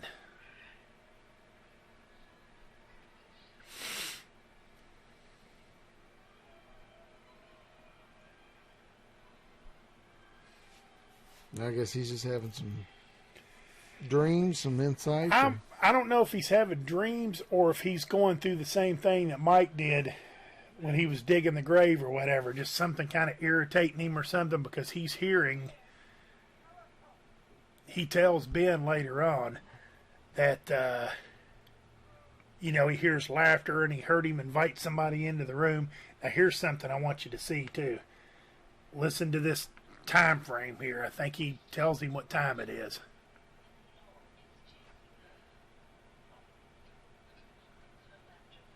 Okay, she says it's a little after 4 a.m.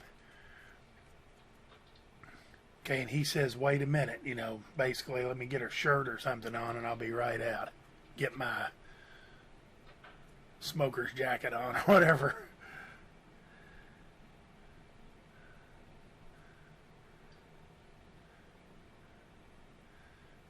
Because all this is just taking a matter of seconds.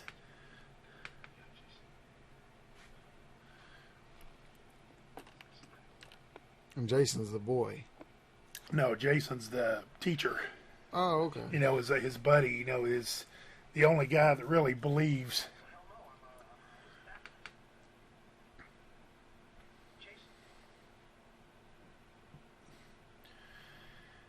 My buddy Tommy Frill's watching. Hey, Tommy. Thanks for tuning in, seeing my smiling face. It's been a while.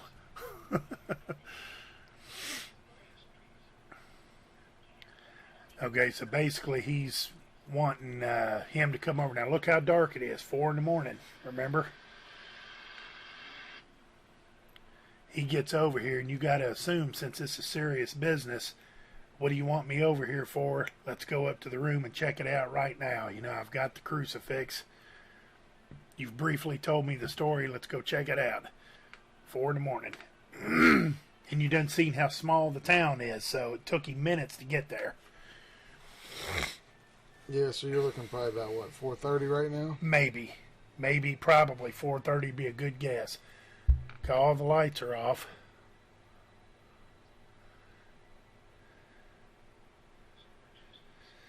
I'm just hanging in here trying to stay out of trouble.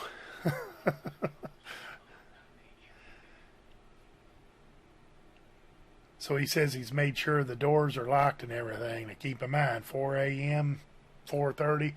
Look how bright it is outside. And if we had the sound turned up, the subtitles isn't saying it, but you can hear cock-a-doodle doing going on outside. And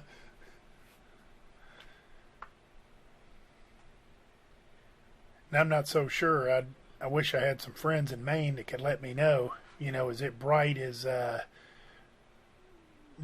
is at noon? You know, at 4:30 in the morning. I'm kind of thinking it's not, but.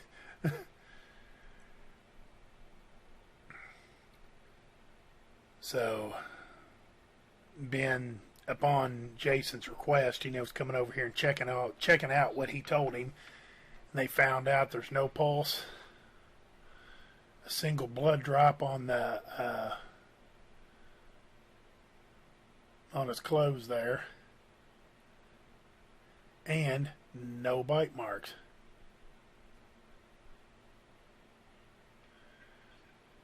So going back to earlier, when we think that Barlow may have gotten Larry Crockett, and the autopsy didn't show any bite marks. Maybe the bite marks go away. Maybe that's part of the vampire's ability.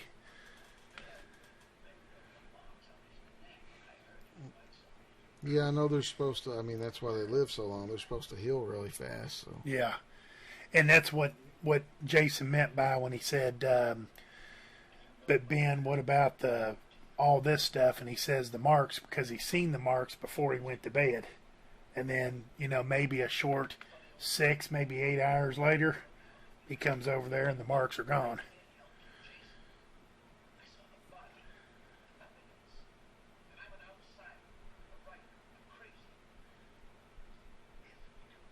And Ben's telling him not to really say much, because they'll think funny old duck on the hill teaching our kids, and I'm a writer, I can't help you.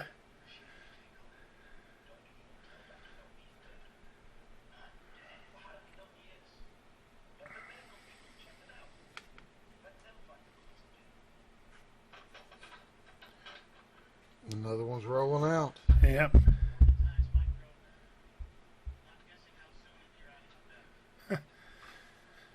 So apparently they used Mike Ryerson's work vehicle to, I guess that's the town hearse, maybe? That station wagon. Yeah.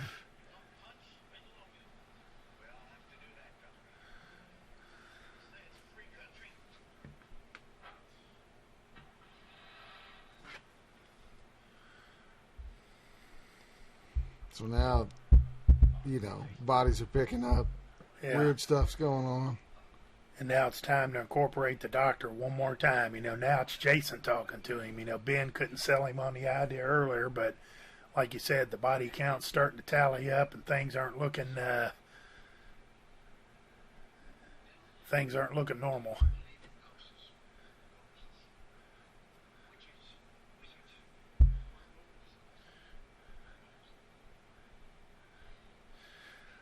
You'd be surprised the people that you ask them, do you believe in ghosts? Like I say no. And I think when you have a better knowledge of all this stuff and you're a horror movie, she's watching Joker's Wild on the of the old Joker's Wild. I think you have a better understanding of it, and I'm kind of a science guy anyway, so my answer is always no to do I believe in ghosts. But you'd be surprised that people would say, no, I don't believe in ghosts because it's evil. But if you ask them any other time, do you believe in angels? And they'll say, oh, yeah. Oh, yeah.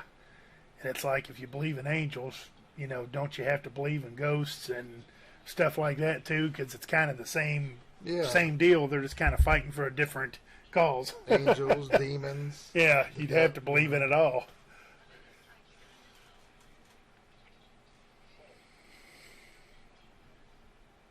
Yeah, I kind of lean towards science myself. I'm more likely to believe in UFOs, aliens, than I am ghosts and that type of thing. Yeah, me too. My thing there is just I think it would be silly to think, that I'm the only intelligent being in the whole universe, and I'm really not that sharp to begin with. If you look at society as a whole, we're not really that bright. Yeah. So there's got to be something that could be out there that's checking us out right now, and they're smart enough, slick enough, got the technology where we don't even know they're watching us. Yeah. And to them, we'd be like ants, like, why bother with them? Right. They're not a problem for us. These stupid son of a bitches here killed herself before they're any kind of real threat to us.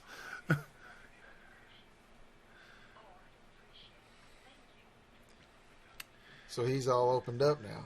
Yeah, today's the grand opening. Yeah, Mark has kind of had some eye contact with Straker, and now he's gotten a little closer to Ben here.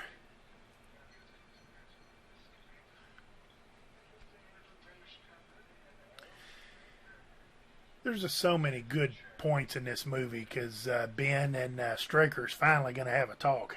They're finally, it was going to have to happen, but now they're going to have a discussion.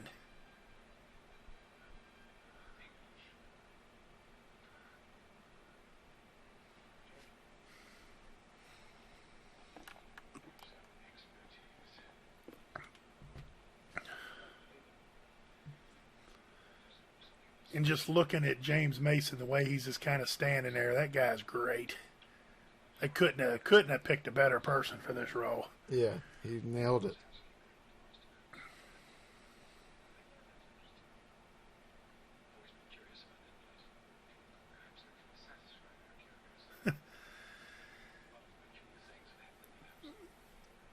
Yeah, basically, Ben just revealed that his aunt was a servant. She worked at the Marston house for Hubie Marston.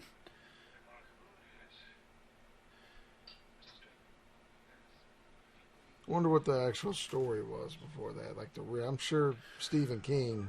Well, he wrote it and filled it up. I don't want to. You mean like about the house and all that? Yeah.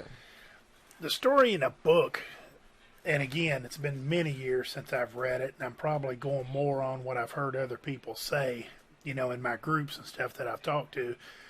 Hubie Marston apparently was some kind of maybe a retired mobster or something.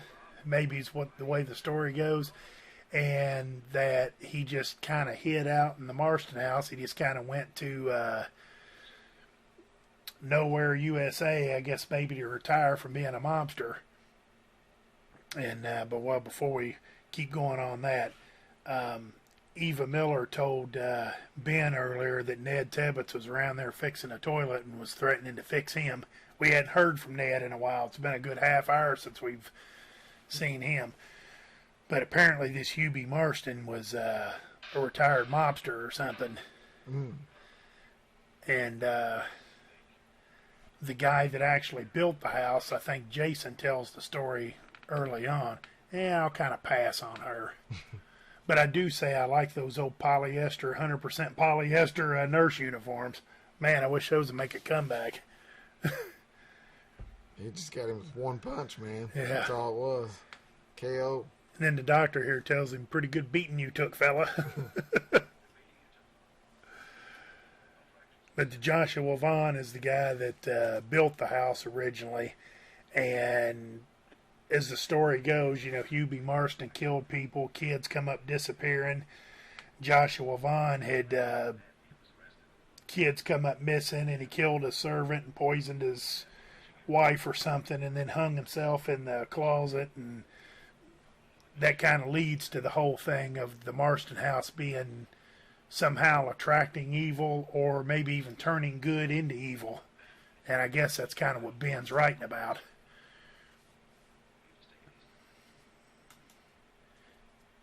And it's beyond me why somebody didn't, because they did say the house sat vacant for so many years, that maybe whoever owned it, why didn't they just tear it down or do a major renovation job or something? Because that house is not in good shape, especially when you see the inside of it.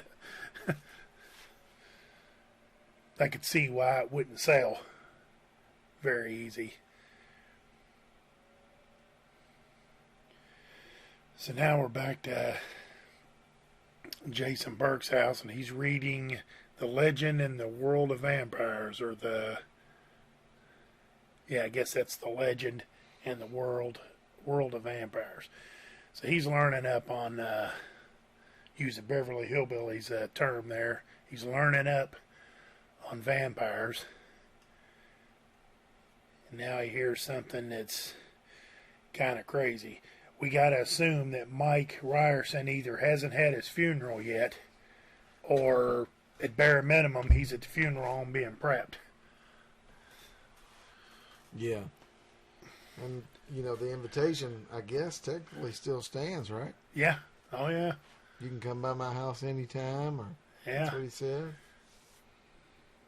Yeah, I guess the invitation doesn't expire just because he did, supposedly. Just to be on the safe side, though, Jason's going to take the cross with him. And here's another question that nobody's ever asked. Mike Ryerson's out of the game. He died. Who takes over the graveyard, Royal? Has he been bumped up to the main guy? You know, he's the main stick now, or? Royal said, if I wait this thing out, everybody will be dead. If I was Royal, I'd get him a union and try to negotiate. I get so much money per body or something, you know, on top of. I get a piece of the action every time somebody dies. Okay, so unbelievable. If you walked in and seen him there.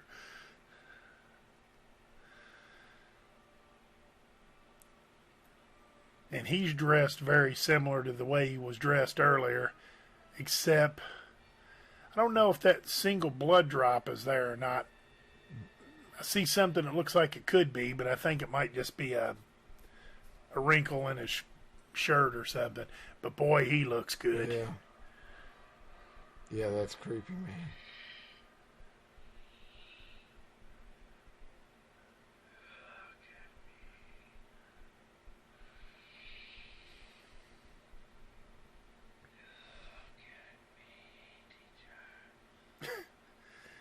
I do this to my ex-wife Liz, and she would almost have the same response as Jason Burke here. Get the hell out of here. Try to throw me out the window or something.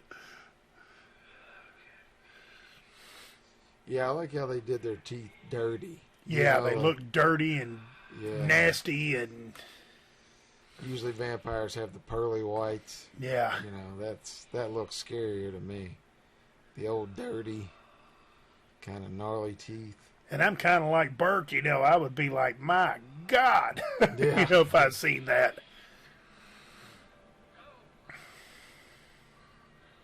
Uh-oh. Yeah. My current wife just said, you talking about your ex-wives? So she is listening. I was talking about you earlier, baby.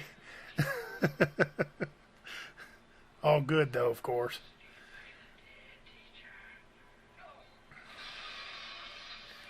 Yeah, sitting here messing around, we kind of missed it where he said, I revoked my invitation, and he's telling him, sleep by the dead, teacher, and, kind of the same jazz that Danny was trying to give Mark when he says, you got to let me in, Mark. He commends it and all that. He's trying to give him the same business that... Was that too much on him? Yeah. Because his probably, realistically, is a heart attack or... some minor heart failure or something. Yeah. And that probably throws them off, Look how big that friggin' house is. Looks like 3 or 4 rooms on one side, at least 2 on that side. That house there makes the Roby Mansion look like a welfare case. And I think I got a pretty good size house. You can't get to the phone. Yeah.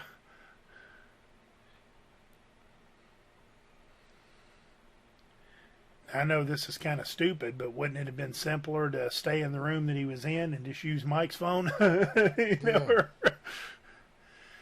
so now we're in the county jail. I guess they stuck Ned in jail, as the doctor had said. Ned won't be that stupid anymore because he's sitting in town jail.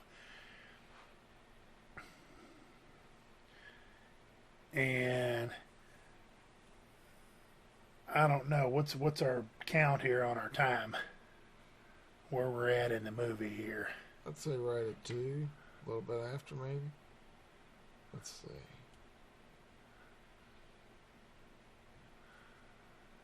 2 hours and 6 minutes, so maybe 2 hours, 6 minutes is like this is the first chance that we see Barlow.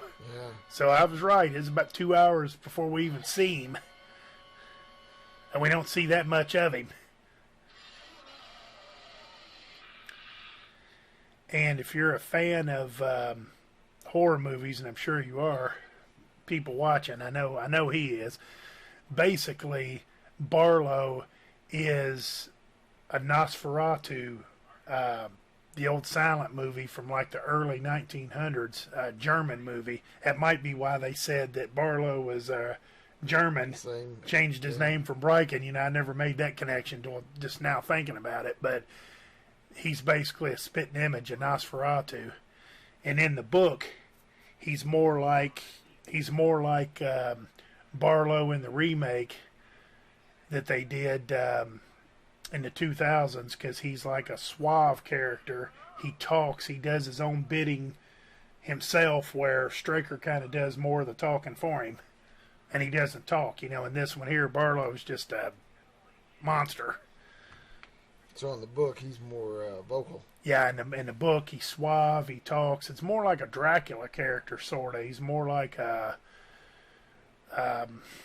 your classic vampire, so to speak. Because even Nosferatu just had a bad look. He wasn't really a gruesome, he didn't look nearly as bad as Barlow does, but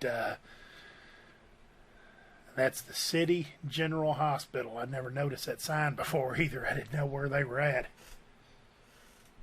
It's about as busy as Haddonfield Memorial, so I wasn't sure maybe they were there. Flew them into Haddonfield.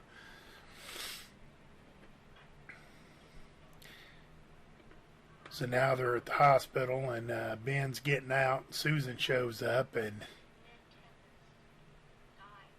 she's giving Ben the word. Ben thought she was there for him, and she's like, they found Ned Tebbets dead in the jail.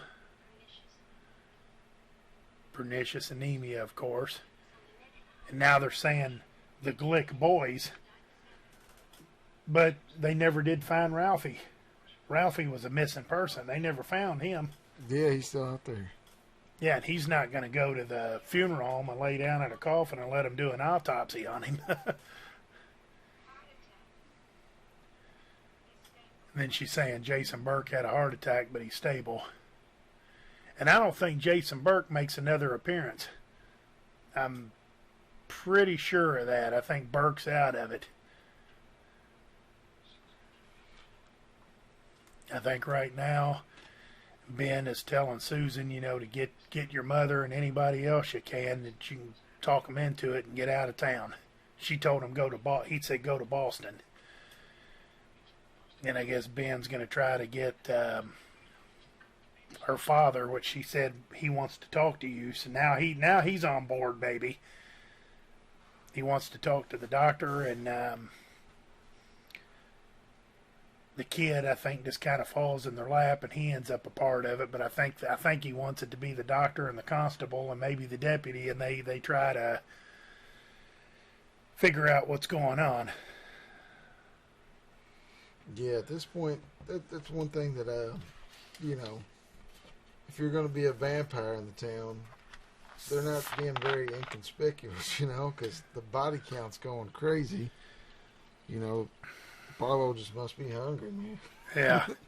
Because you'd figure, maybe one a month. But, they're already up to 5, 6 in a week? And there's that church, like I said earlier. The church is still there, but it doesn't have that, I guess, what do you call that thing? Just the rocking arm that keeps the clock moving? That don't exist on the church. That's something that they digitally added to it or something. I guess the first stop was to try to talk to the local priest and see if he can somehow get involved, and he finds nothing strange about all the people dropping dead, nobody showing up at church, and he don't understand none of that. He don't see it. So he's no help.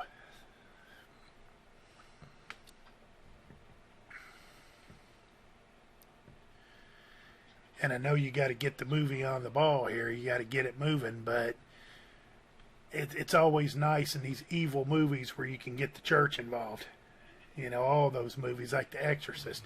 Yeah. Where would that be if you didn't have the church involved? If it was just man against the evil and you didn't have the church involved in it to kind of add another level of strength to it, it wouldn't be nothing. I think it'd be nice if the father would have gotten more involved. That's what they just answered my question. He said that they're breeding vampires. They're doing 2, then 4, then 6, then 8. Yeah. And I guess that's the plan. Before you know it, the whole town's gone. Yeah. And Ned Tebbets, they just said that he's disappeared from the morgue, and apparently there was a baby that died, and the baby's gone too. So you got a baby vampire. Now I'd have liked to have seen that, but you'd have had to do a puppet or something, and I don't know how that would have worked in 1978. But so now you got Mark Petrie, along with his mom and father, and Father Callahan, I think's his name, and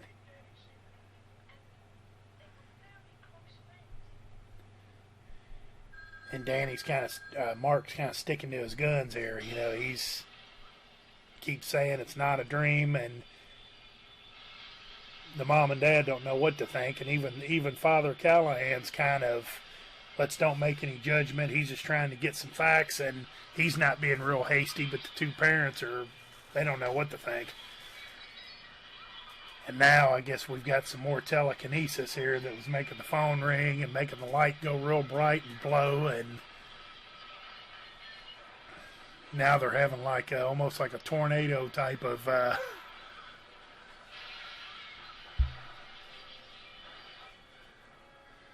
so now something flew through the window. Ooh, did you see that yellow dish drain up there? Mm-hmm. Love it. Beautiful.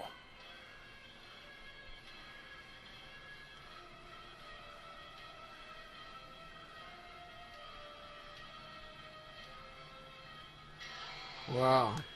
Boom. So that's it. There's mom and dad. They're gone. And now you get a real good look at Barlow here, which is played by Reggie Nalder.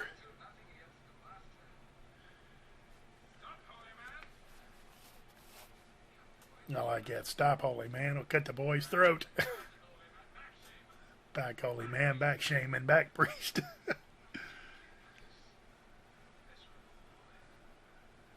Miserable boy.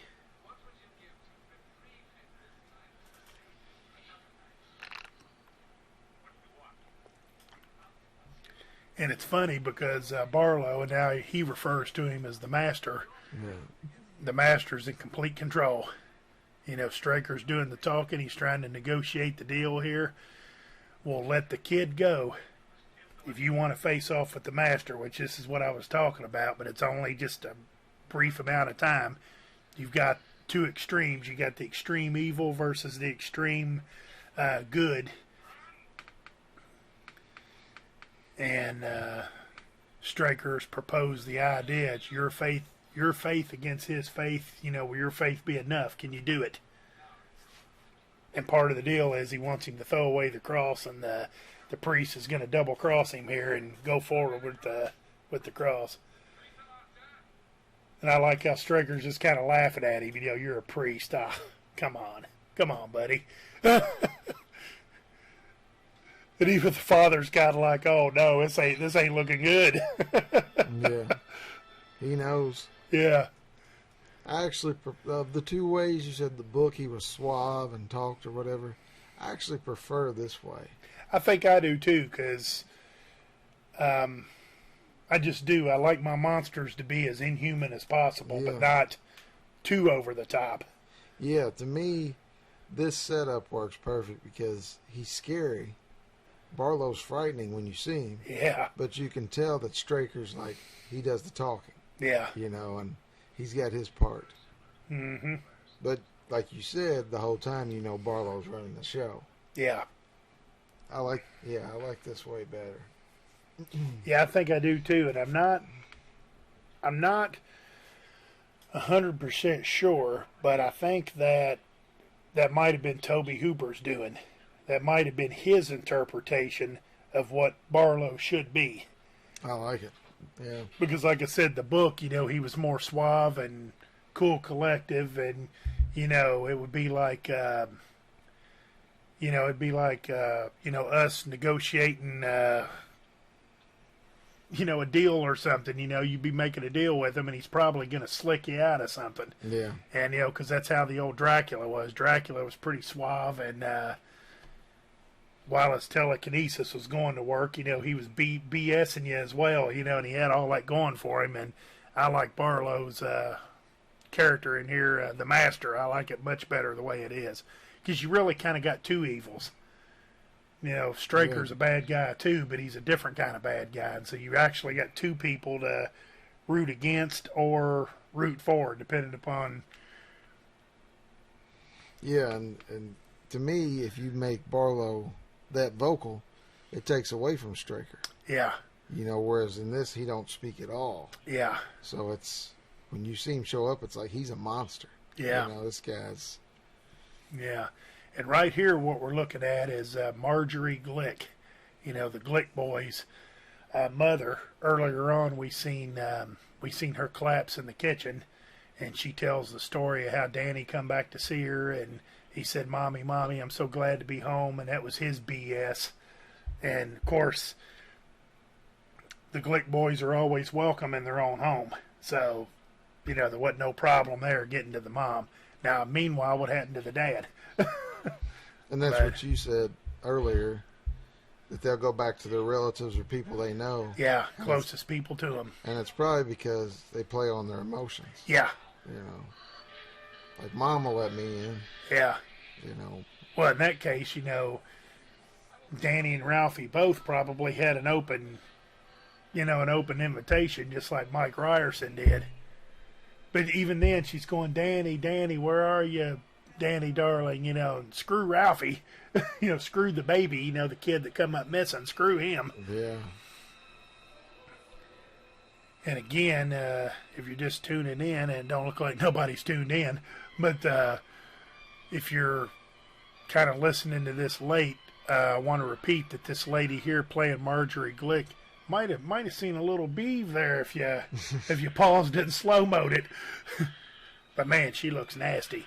But this lady here playing Marjorie Glick is actually James Mason's real wife at the time. And I actually think, call me crazy, but you take away the teeth, I think she looks better here than she did when she was Marjorie Glick, the mother. Yeah. I think because her hair's down.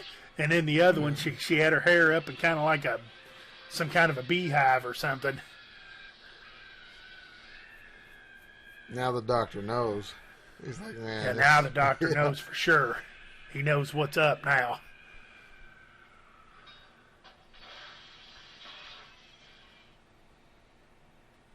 He's like, man, people don't just evaporate, dude. Right. And he's seen it all. You know, he's Yeah. seen the homemade cross go up against the forehead. And something else I meant to mention earlier. A couple of little tidbits that don't really mean nothing.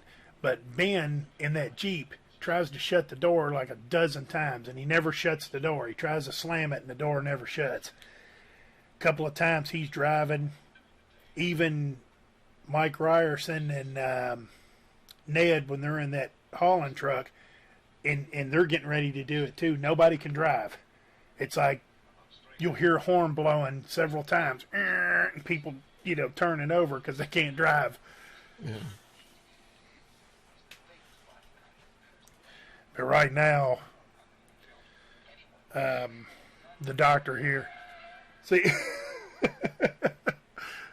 the doctor, you know, is kind of sad. I can't believe what I just saw, basically. And now Ben's kind of explaining it to him and said that he's talked to a friend in San Francisco that belongs to a cult or something, and he's telling him, you know, we got to get to Barlow at night, or we got to get to him during the day, rather, and we got to put a stake through his heart. That's the only way we can fix this.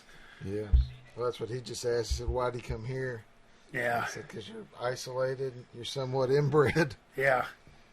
And it's pure, you know, Yeah. you're pure. So maybe that answers why the dog blood wasn't good enough, because it's not pure human blood, I guess, or it's a pretty sharp looking station wagon with those chrome wheels on it. Never noticed that either.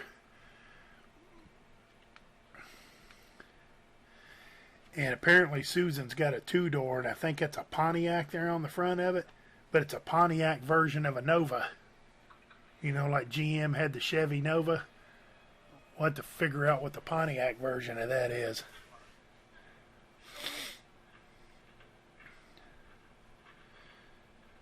So now Ben's going to reiterate to her here that she needs to get her mom and whoever and get the hell out of here. And I guess the dad is going to tell the wife, you know, you need to get out of here, and I'm going to stay and help.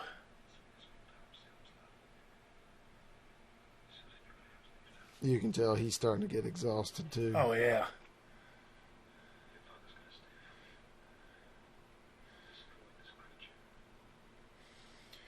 Now, assuming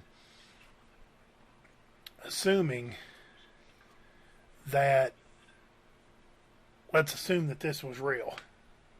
You know, let's this for fun. Let's say this is real, and amongst us is a Mark Petrie type, maybe even a Ben Mears that's talked to his friend with the occult or whatever, and the whole story is like right now. Instead of riding around in the town, you need to be at the Marston house.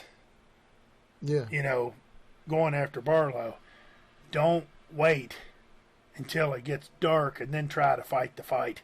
There'll be another shut the door probably. Oh, that time it shut. That's probably the only time it had actually shut in the movie.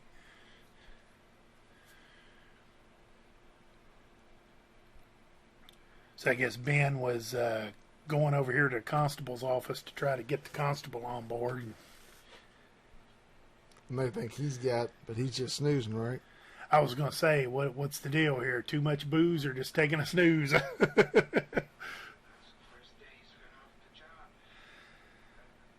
And so Noah's telling him that Parkins, you know, is his name. Parkins has never missed a day until today. Didn't come in.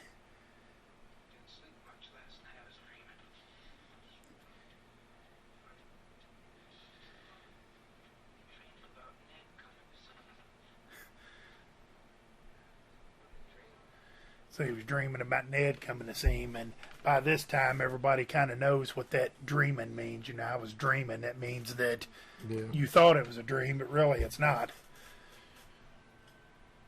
It's starting to give you an idea of like how fast this is spreading. Yeah, like and this is an interesting story here. Little scene here. She's at the Eva Miller boarding house, and I don't know exactly why. I can't remember if she's supposed to meet Ben there or if she's going to get Eva and anybody else she can and get them out of town. I don't know.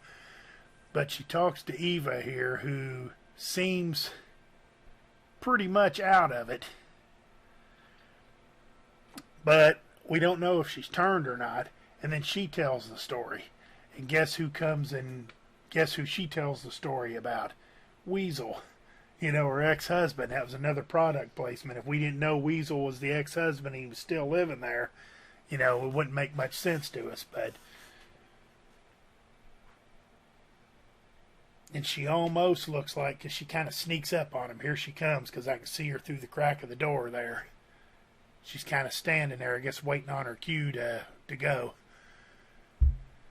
But she almost looks like she might attack her here.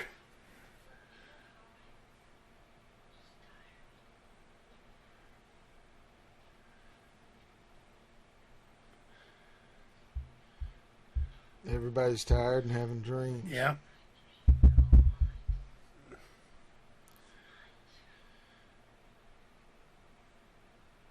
And she's doing this. We don't see any bite marks, but that's kind of what Mike Ryerson did. He kind of grabbed his neck at one point and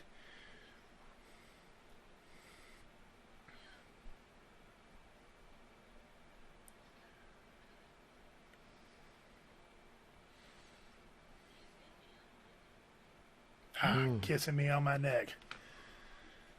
I was going to say, I thought she said young and beautiful, and I was like, that guy could have never been young and beautiful.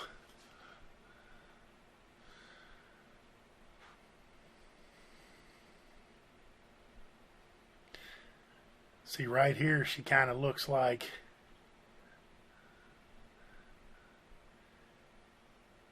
it's kind of moving forward. From that other angle, it looked like she was a little closer than what she appeared. And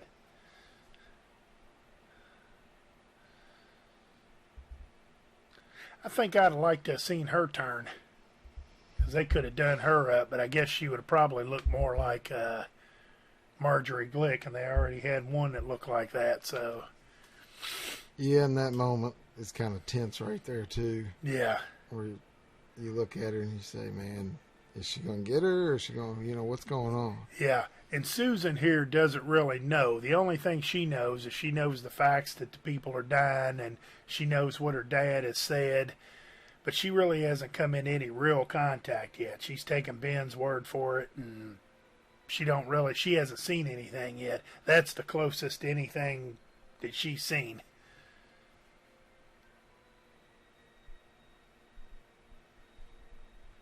And I guess to be fair, that Eva Miller was a kind of a nice person anyway, so her demeanor really wasn't no different there. And I don't know if she looked out this window and telekinesis has made her go to the house. But I know that Ben told her don't go to the house. Ben told her to get anybody you can and get out of town. He's told her that twice. Now, did he go to get the constable? Yeah, I think so. I think he was going to the office hopefully to get him. And then Ben knows. Ben knows what's going on. So he knows that Noah is a waste. So I think now he's going to the constable's house, although we don't know that yet. He's going there to see what the deal is because he said that the constable didn't come in. And then Mark Petrie here, he vowed to Barlow that he was going to get him. Yeah. So he's got him a little plan. He's got some stones on him. Yeah, man. and he knows what he's doing too. Yeah. Except for this, I retired as a locksmith. He gets 2 picks out of here, maybe even 3 picks, and he just sticks them in his padlock and just kind of moves around and he unlocks. That ain't how it works. I'm going to tell you that. That's not how that works. The pick set looks authentic, but that ain't the way it works. You might be able to possibly get lucky, but in real life, but I think what you got there is a lock that has no tumblers in it, and it's just mess around with it and then turn it. But in either case, he's got the door open and he's going in. You know what's funny is if you look, we've already missed it, but you might be able to see where the house isn't a complete house because it just showed the back corner part of it and it showed up a little bit, and I think the camera might have went up just a little bit too far and you could see where there was nothing there. That's interesting.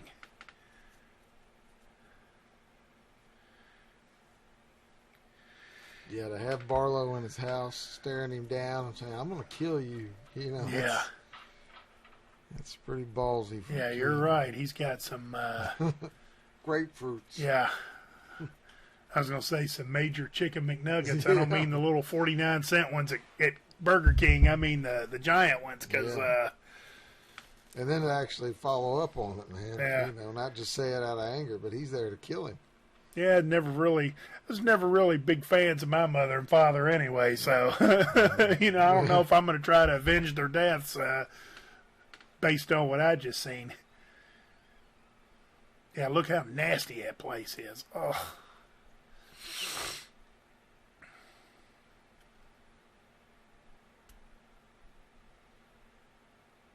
And you could hear bats and stuff. I guess maybe that's pigeon feathers and probably bird shit, bat shit, and everything else in there. Yeah, assuming that house was for sale and it was as big as it is and it looked on the outside like it looked and looked like it did on the inside, what would that house go? What would it be worth? I got a feeling it might sit there for years like it did before they come to town. And was it furnished? Did it come with all this crap that's sitting around there? Or did Barlow or did Straker have to bring that stuff in from his establishment in Hamburg? Yeah.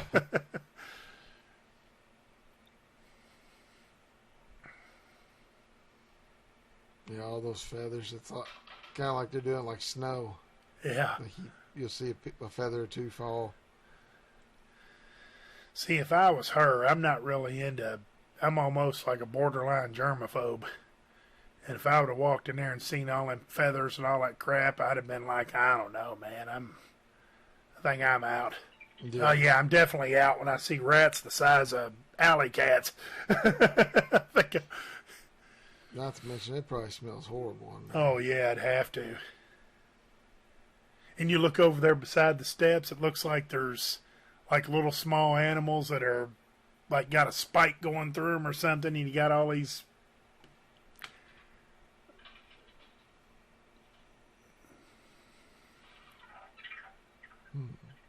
I don't know what the hell that was. I guess it was supposed to be cat eyeballs or something. Yeah. A collection of them. I guess the glass eyes they put in. Which that seems highly unlikely too, but yeah, see them animals back there on the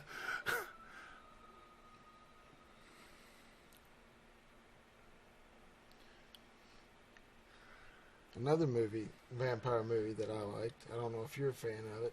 Did you like Fright Night? yeah. Yeah. Yeah, Fright Night's a good one too. Yeah.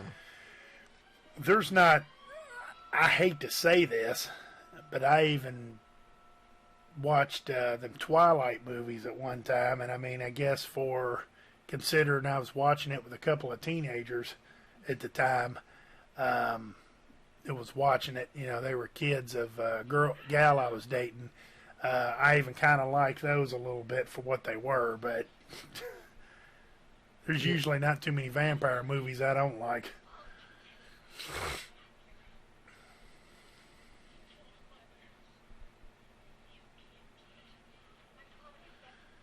And that's what Susan's basically saying, you know, let's get out of here. And Mark just told him they killed my parents, and he's looking to square up. And he's got the right idea, too, by the way. Yeah. You know, he's got them wooden stakes that he carved out, and, you know, his knowledge of dealing with all that stuff in the past and getting into all that horror and all that stuff, you know, he knows what he's doing. He knows what he's got to do. Yeah. And he's there, and he's there at the right time, too. He's definitely got his shit together, man. So he tried to go in a door there, and I don't know if he slipped and fell down or it was a trap door or what.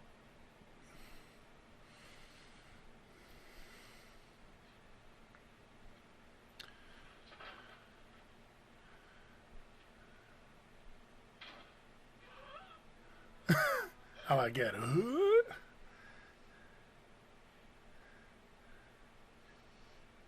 You never see Straker really do much of anything.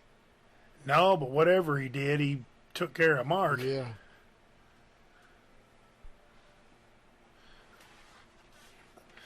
So I guess to jump ahead and tell everybody what's going on next here is Straker's going to take Susan and I guess kind of have her prepared and ready for Barlow. And she looks like she's about to piss her pants. So now he's come back and he appears to have Mark in a pretty good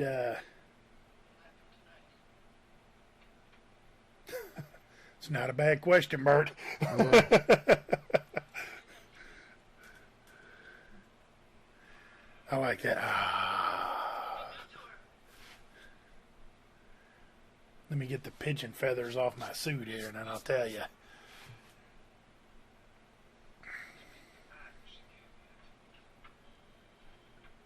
According to him. He said there's not a knot that I can't get out of. Yeah. Well, now's the test. And to be honest, that don't look like it'd be too hard to get out of. Okay, so there's two homely-looking kids in the back, a homely-looking wife, and Parkins. Yeah. They've got this 1970s station wagon. See if he shuts the door here. No.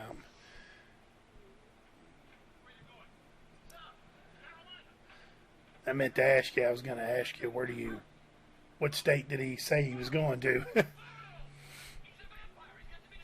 It's got to be destroyed. He's in a Marston house.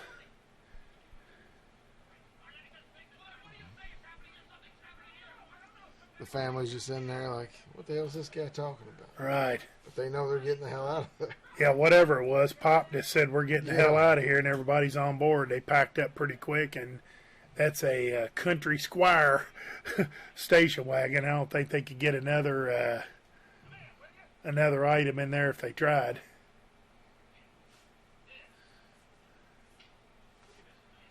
It's a little product placement there. Yeah, He here's said, a, "There's the yeah, here's a fan. Grab that. You know, is there anything else we can?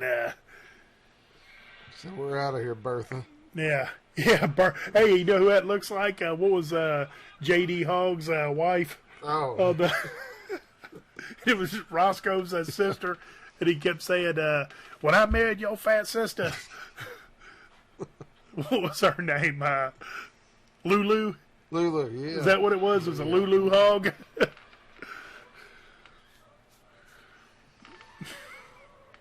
Bertha.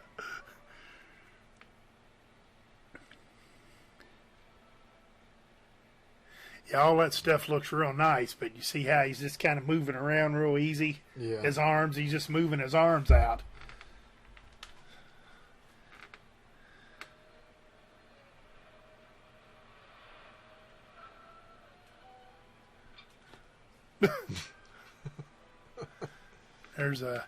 There's another shut of the door that don't shut. I never noticed that. There's a jackass back there.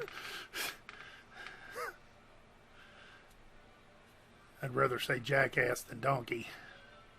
Could have been a donkey. So now they're back. I guess he's back to the hospital.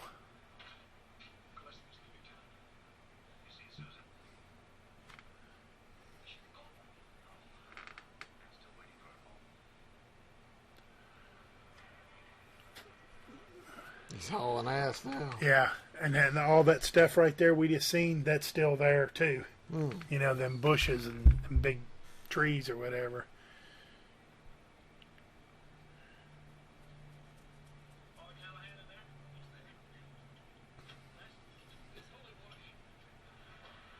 See, he tried to shut the door 2 or 3 times and couldn't get it shut. But I like how he says Father Callahan in there, and he's like, nope, there's nobody there. And is it blessed? I don't know. It's holy water.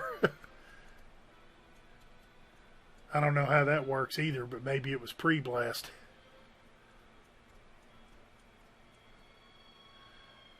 I think I might have got a gallon jug of that, whatever I could pour that water in. Yeah.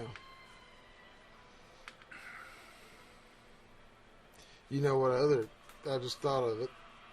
Other good horror or vampire movies, From Dusk Till Dawn. Yeah. That one? Yeah, that's a good one. I was just thinking you said the holy water. There was another shut at the door and it wouldn't shut. Yeah, Juliette Lewis is in that one. Yeah. That's Jeffrey Lewis's daughter.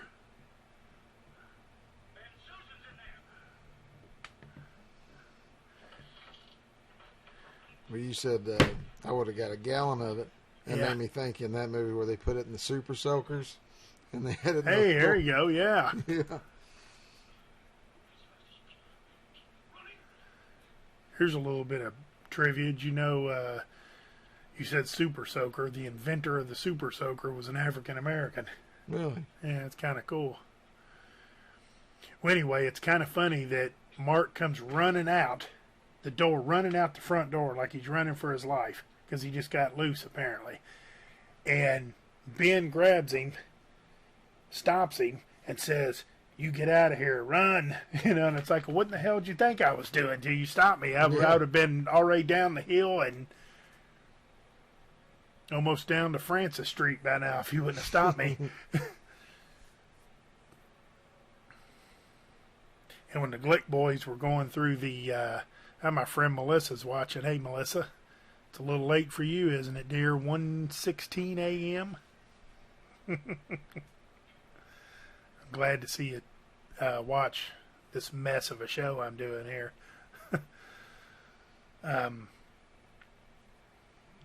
What was I saying? Oh, when the boys were going through the woods, Ralphie had said some shortcut because he was scared. And Danny had said, you know, it is a shortcut. He says, I can see the lights on Jordan Avenue now. So I don't know if they lived on Jordan Avenue, but the only 2 streets that you really know is Jordan Avenue and then that Francis, which seems to be the main drag. It would be your main street, I guess, or your Broadway. And here's the thing. Has anybody thought about calling the FBI and Bangor, you know, or anything when all this stuff, I mean, I guess this has to happen in a small town because if it happened like in a big metropolitan city or something, you'd have more than 2 police officers. You'd have an FBI. You'd have you know, in a lot of these movies, even some of these small town movies, the mayor gets involved and town councils get involved and all that stuff. Because another movie I'd like to do, but we would have to, I don't know if that's possible because it is really long movie, is The Stand. Oh, yeah. Well, The Stand's a good one. There's another one called Storm of the Century, and it's about as long as this one. And they do one where the town council, the bad guy, and that's a nice suave guy, and you can actually negotiate with him a little bit, and that's a good one. I'd like to do that one. What's he say? Born in sin? Come on in. Yeah.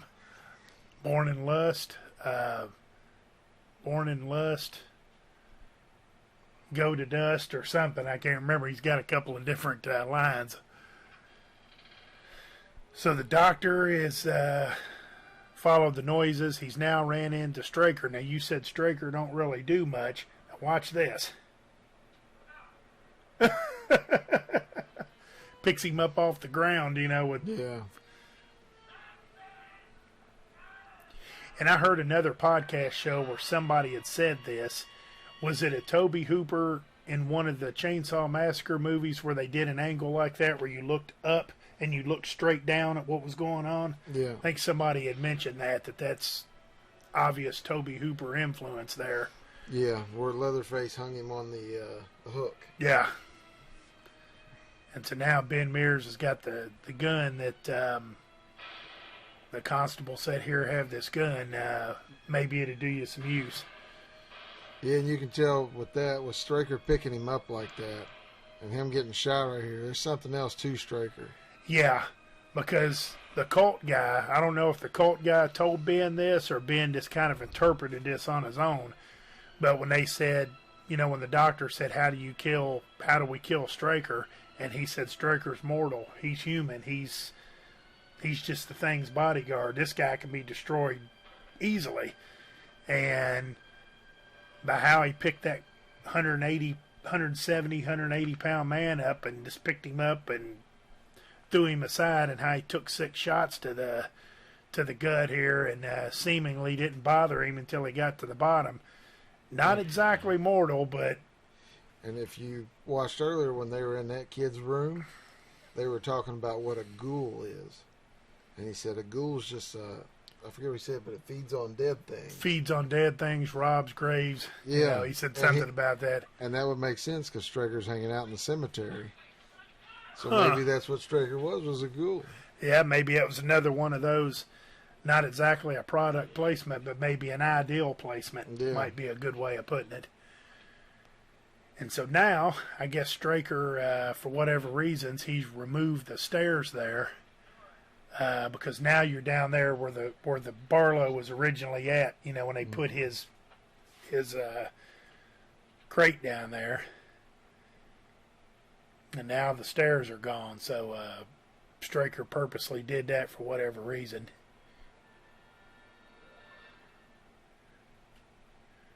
There's an obvious commercial break for the TV movie, and I guess right there is where all the action's going to be. Now here's kind of a thought. Well, I don't know. I guess when Mike Ryerson fell out the window and he just disappeared and all that, I guess that was the case. I was going to say, what would happen if nobody unlocked that lock? If Straker wasn't there to unlock the lock and let him out, what would happen? Yeah. What if you just set the place on fire, you know, from there? What if you go in there when it's still light because they've waited till almost the end of the day to do this? You know, they're running out of daylight quick. And as we seen earlier, sun comes up at 4:30 in the morning. Yeah. You know, probably comes up at 4:15 in the morning because it was pitch dark at 4 and then it's bright as can be. So you had a lot of time to do this. If you don't invite them in, wouldn't it be safe to just go back home, stay clear, get an early start in the morning, get over here? What happens if you open up Barlow's case and pour that holy water on him? You know, would that help? I guess the only thought process is getting to the girl, Yeah. you know. Well, it shows you right there that holy water and the grounds of the Marston house don't mix well.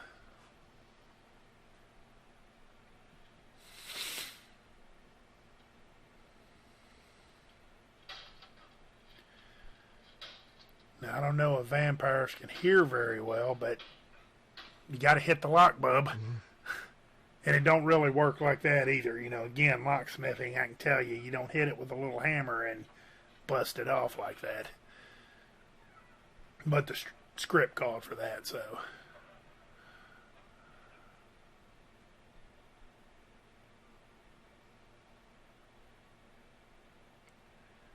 Yeah, Mike Ryerson's back there. His head's moving around, so they're getting close. There's Marjorie Glick, Danny Glick, Ralphie laying there beside him.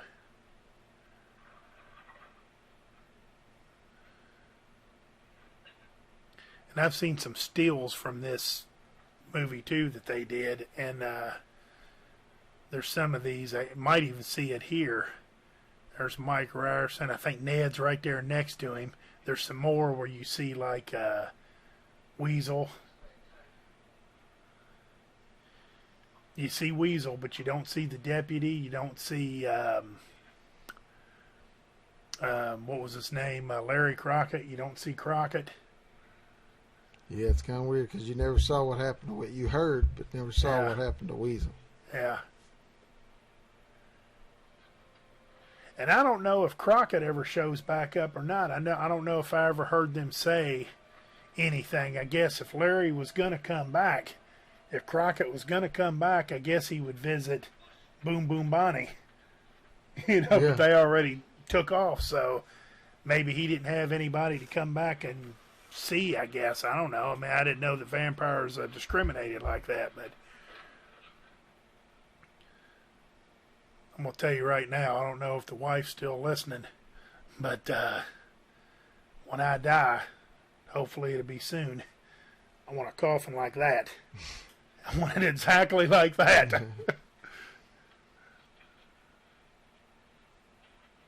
Yeah, it's kind of creepy how those vampires were in there and they just didn't do anything.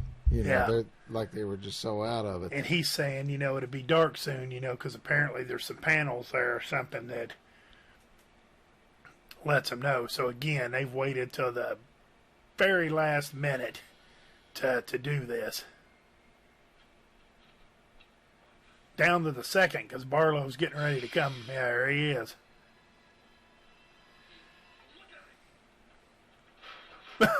What a shot.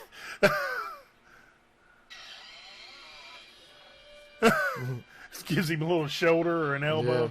Hits him with his jacket with the elbow reinforcement there on the side of it. And they said, I think Reggie Nalder had said that the makeup to do this was like, it was horrifying, to say the least. Them eye pieces that they put in there, them contacts, they hurt. There were stories about his makeup would crack. It would start cracking, and they'd have to stop and redo it and touch it up. And that's creepy right there. You see him crawling in the background. Yeah, this is the part I was talking about earlier because my Uncle David here, he's leading the charge. Ned, he's the first one there. And we haven't seen Ned yet turned. And Ned looks pretty bad, too. And they're all coming. Even in the back, you can kind of see, looks like it might have been Marjorie Glick. She's behind Mike Ryerson.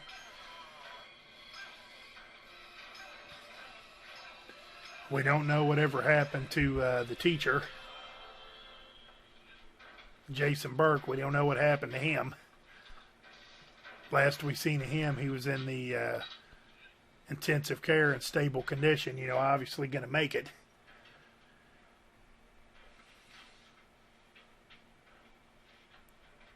We still don't know where Susan is, other than she was taken to see the man that she came there to meet.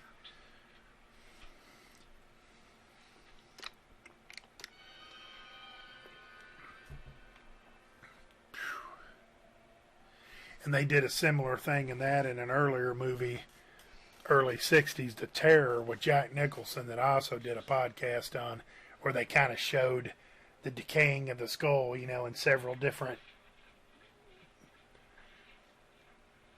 the ending person in The Terror. They did it with a witch. You know, she kind of,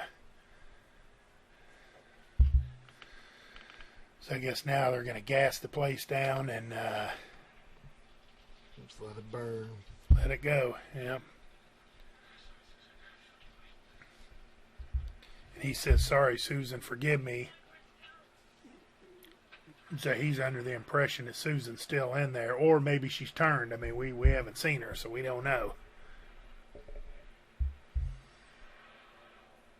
I guess you'd have to assume that she either got away and comes back later, or maybe she's down there in the basement with them and they just didn't see her. But Ben says, you know, you got to cleanse the town, you got to burn it to the ground, and apparently these two had done this before, so they're familiar with how this works.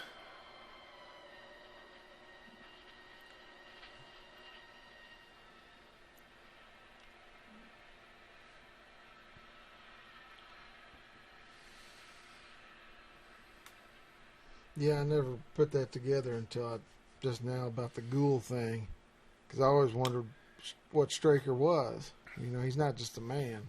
Well, I've asked myself before, you know, what was Straker doing hanging around a graveyard when he was supposed to be in Boston, which we knew he wasn't going to Boston, but what was he doing? I mean, he could have just, you know, went to the back of the shop there and turned on the TV or something, watched Joker's Wild or something like Eva was doing, kind of waited until... Yeah, and that's why he killed the dog. You know, he didn't want, you know. And part of what the guy said was Rob Graves. You know, what does he do? Feeds off of... I don't remember if he said feeds off of dead animals or he said feeds off of dead... Corpses. Rob's graves, things like that. So, I don't know. Maybe that's interesting. But he obviously wasn't... of Barlow capabilities, but he obviously wasn't an average man either. Because an average man, you know, Barlow would have got him first chance he got, but instead him and Barlow were a partnership. And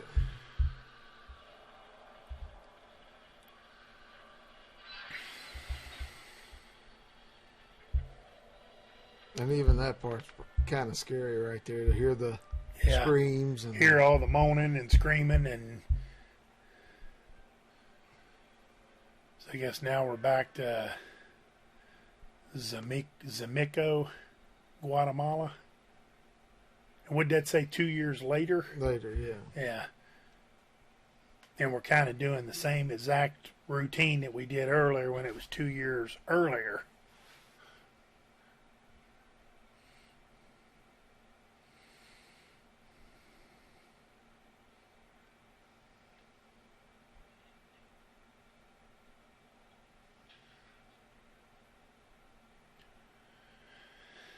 Yeah, I'm gonna have to figure out how to make a little blue jar like that glow.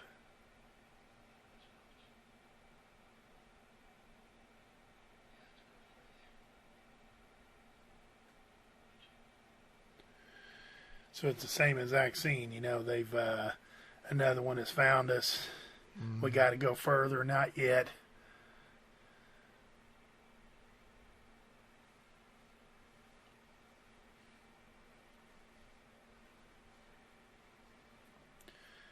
And for some reason, this does look 2 years earlier, because they do look different than they did when they were in the current part of the movie. They do obviously look different. So I guess now they've stumbled up to this shack. You notice how nothing is wood in this movie? Everything is stone and high grade. I guess no cracks, you know, for the vampires. Yeah. They want to be as solid as possible.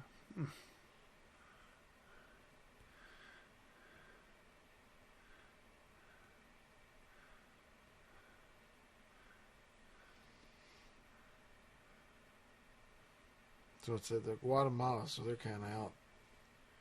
Yeah, they're nowhere near Maine now, but I don't know. I guess this thing works as a compass, I guess, because I guess now a little bit of silent gestures here.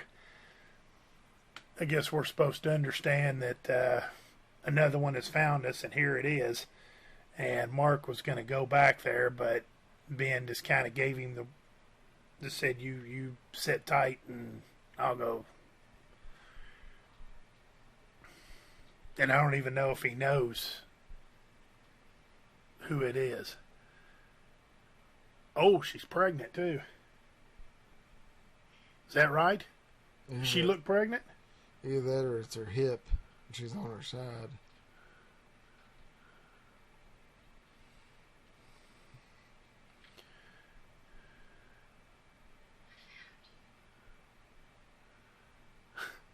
It kind of doesn't look pregnant, but it doesn't look like a hip or anything either.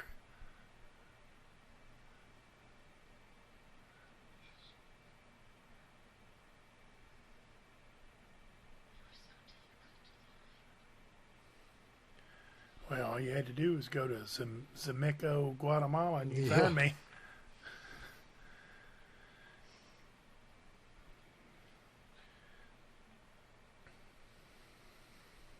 So was this always the ending, or did they change it? Well, they didn't do this in that movie part, the one that I said's called Salem's Lot, the movie. Mm-hmm. They didn't do this, and I could understand why this would be a little bit of something you might cut out for time, because it doesn't exactly make sense. I never did really get that 2 years before, 2 years after. He almost looks like Dog the Bounty Hunter. Yeah, if you kind of gave him a little bit more bushy of a hair and put some sunglasses on him with the cell phone things in them. Yeah, but boy, she looks even good there. But Ben acts surprised. She opens her eyes and she's got black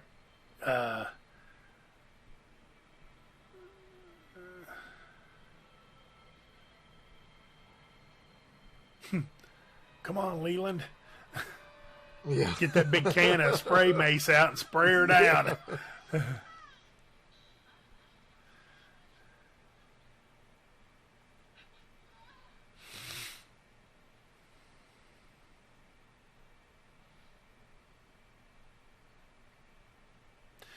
Speaking of Dog the Bounty Hunter, I just heard that his wife, Beth, is who he did finally marry. I think she's in bad shape. Yeah, she just went into a medically induced coma. Yeah. And I know she was fighting cancer a while back, but I thought she was kind of clear to that. But I want to say what I read or what I heard was it might be lung, or something, throat. It might be throat cancer that she was fighting at one time or something.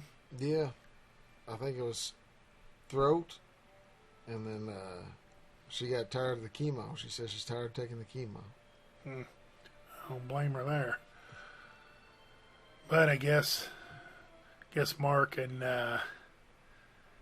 Ben are gonna go on doing what they're doing. I guess they took care of Susan, and it'd been interesting. I don't know if they got the bottles out again to see if there were still more. I mean, are they sure that was the only one? Yeah.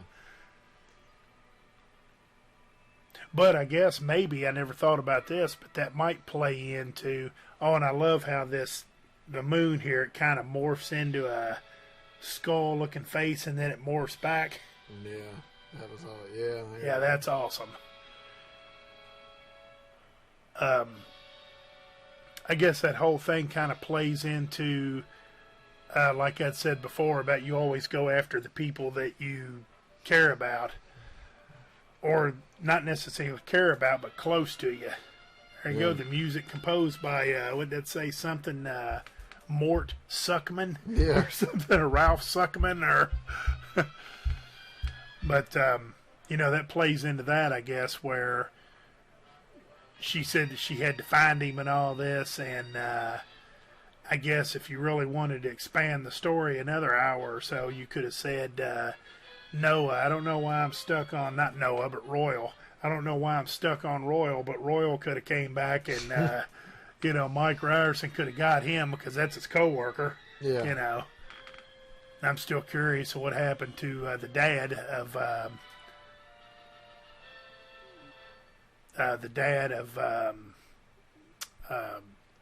the Glick boys. Yeah. There's a couple of them in there that don't know what happened to them. Well, wasn't he the one that Barlow gave the head knocker? No, to? that was Mark Petrie's parents. Oh, okay. Which brings another thing. If Barlow's bloodthirsty, why'd he bop? I mean, I understand get him out of the way quick, but couldn't you bop their heads together and then after you polish off Father Callahan, you got two more laying there on the floor? Yeah. But, well, I guess that's 1979's Salem's Lot movie based on the novel written by Stephen King. And we sat through this, and my counter says 3 hours and 6 minutes that we've been on here live. So, and boy, I look like it too, that I've been put through 3 hours. I'm a mess. My butt hurts from sitting in this chair for 3 hours. And I got to go to the bathroom too. But any final thoughts on this one? Anything that maybe we missed? Because there's a lot going on in this one. Now, there was a lot that I missed the previous viewings. Like I said, I think that Straker now, I think he's a ghoul. And now that you told me about the book, I prefer this version over the book. And this was a good viewing because it brought a lot of things to light. Yeah, watching that remake with Rob Lowe, where Rob Lowe plays the Ben Mears character, and I can't remember who plays the Straker character, or even if there is a Straker character. I think the Straker character might be played by, what's his name? Donald Sutherland. Oh, okay. And I don't even know if he's a Straker character, because like I said, Barlow kind of works on his own, so I don't know if he's a Straker character or if he's somebody else. But it's kind of worth a watch, I guess, because it's a little bit more truer to the book on some of the details than this is. But they said the same thing about The Shining, too. The Shining wasn't true to the book, that the director kind of went with it and did his own thing, and I guess that's kind of what happened here. But, I love it. I love this one. Do not watch Return to Salem's Lot. Do not, I repeat, do not watch that. If we do a podcast show on it, it might fall under sequels that suck or something, because it is not really worth much at all. Has nothing really to do with this movie, and whoever done it, they had the gall to use the Master and the Marston House on the front cover of it, and there's nothing in there even close to that. But I think another thing that helped on some of this stuff that I missed before was that we're on a big screen, and it kind of widens the screen out, makes everything bigger, and I missed some little details that like Weasel. I never noticed Weasel back there keeping an eye on everything that was being said. I never noticed it because the screen was smaller and it was too blurred to see who that was. Yeah. But well, Johnny, I appreciate you setting in for this one, because this is a good one, and we we put in 3 hours, and we put in a little bit more than that, but 3 hours and 8 minutes of filming here, and whew. Oh man, I enjoyed it. Now that, like I said, I'm glad I watched it again, because there's so much that I picked up on that. Yeah. Like you said, it might have been the big screen, or you just tell me about the book, but. Yeah, I'll tell you another thing I'd like to watch this in, because I've done it before, is watch it in black and white. Yeah. My old TV that I had a big screen TV that was state of the art, and you could change it and make it black and white.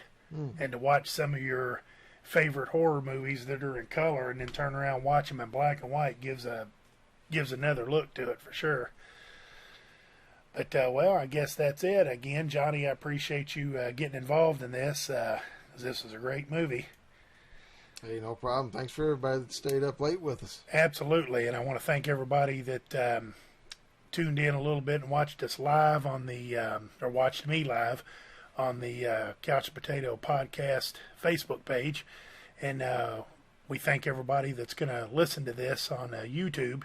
Our YouTube podcast channel is always free, so please spread the word. Please post it on your Facebook page because I could really use the audience. You know, the subscriptions to YouTube, could use it all. Be a big feather in my cap to grow this thing. And always feel free to leave comments about how silly you think I look or how bad of a job we did on this thing, or give us some suggestions of some movies you might want to see us do a podcast show on. And if anybody's locally that would be interested in doing a podcast, please let me know on that as well. I'd be happy to entertain the idea. So until next time, we appreciate you tuning in, and we'll see you next time. Oh.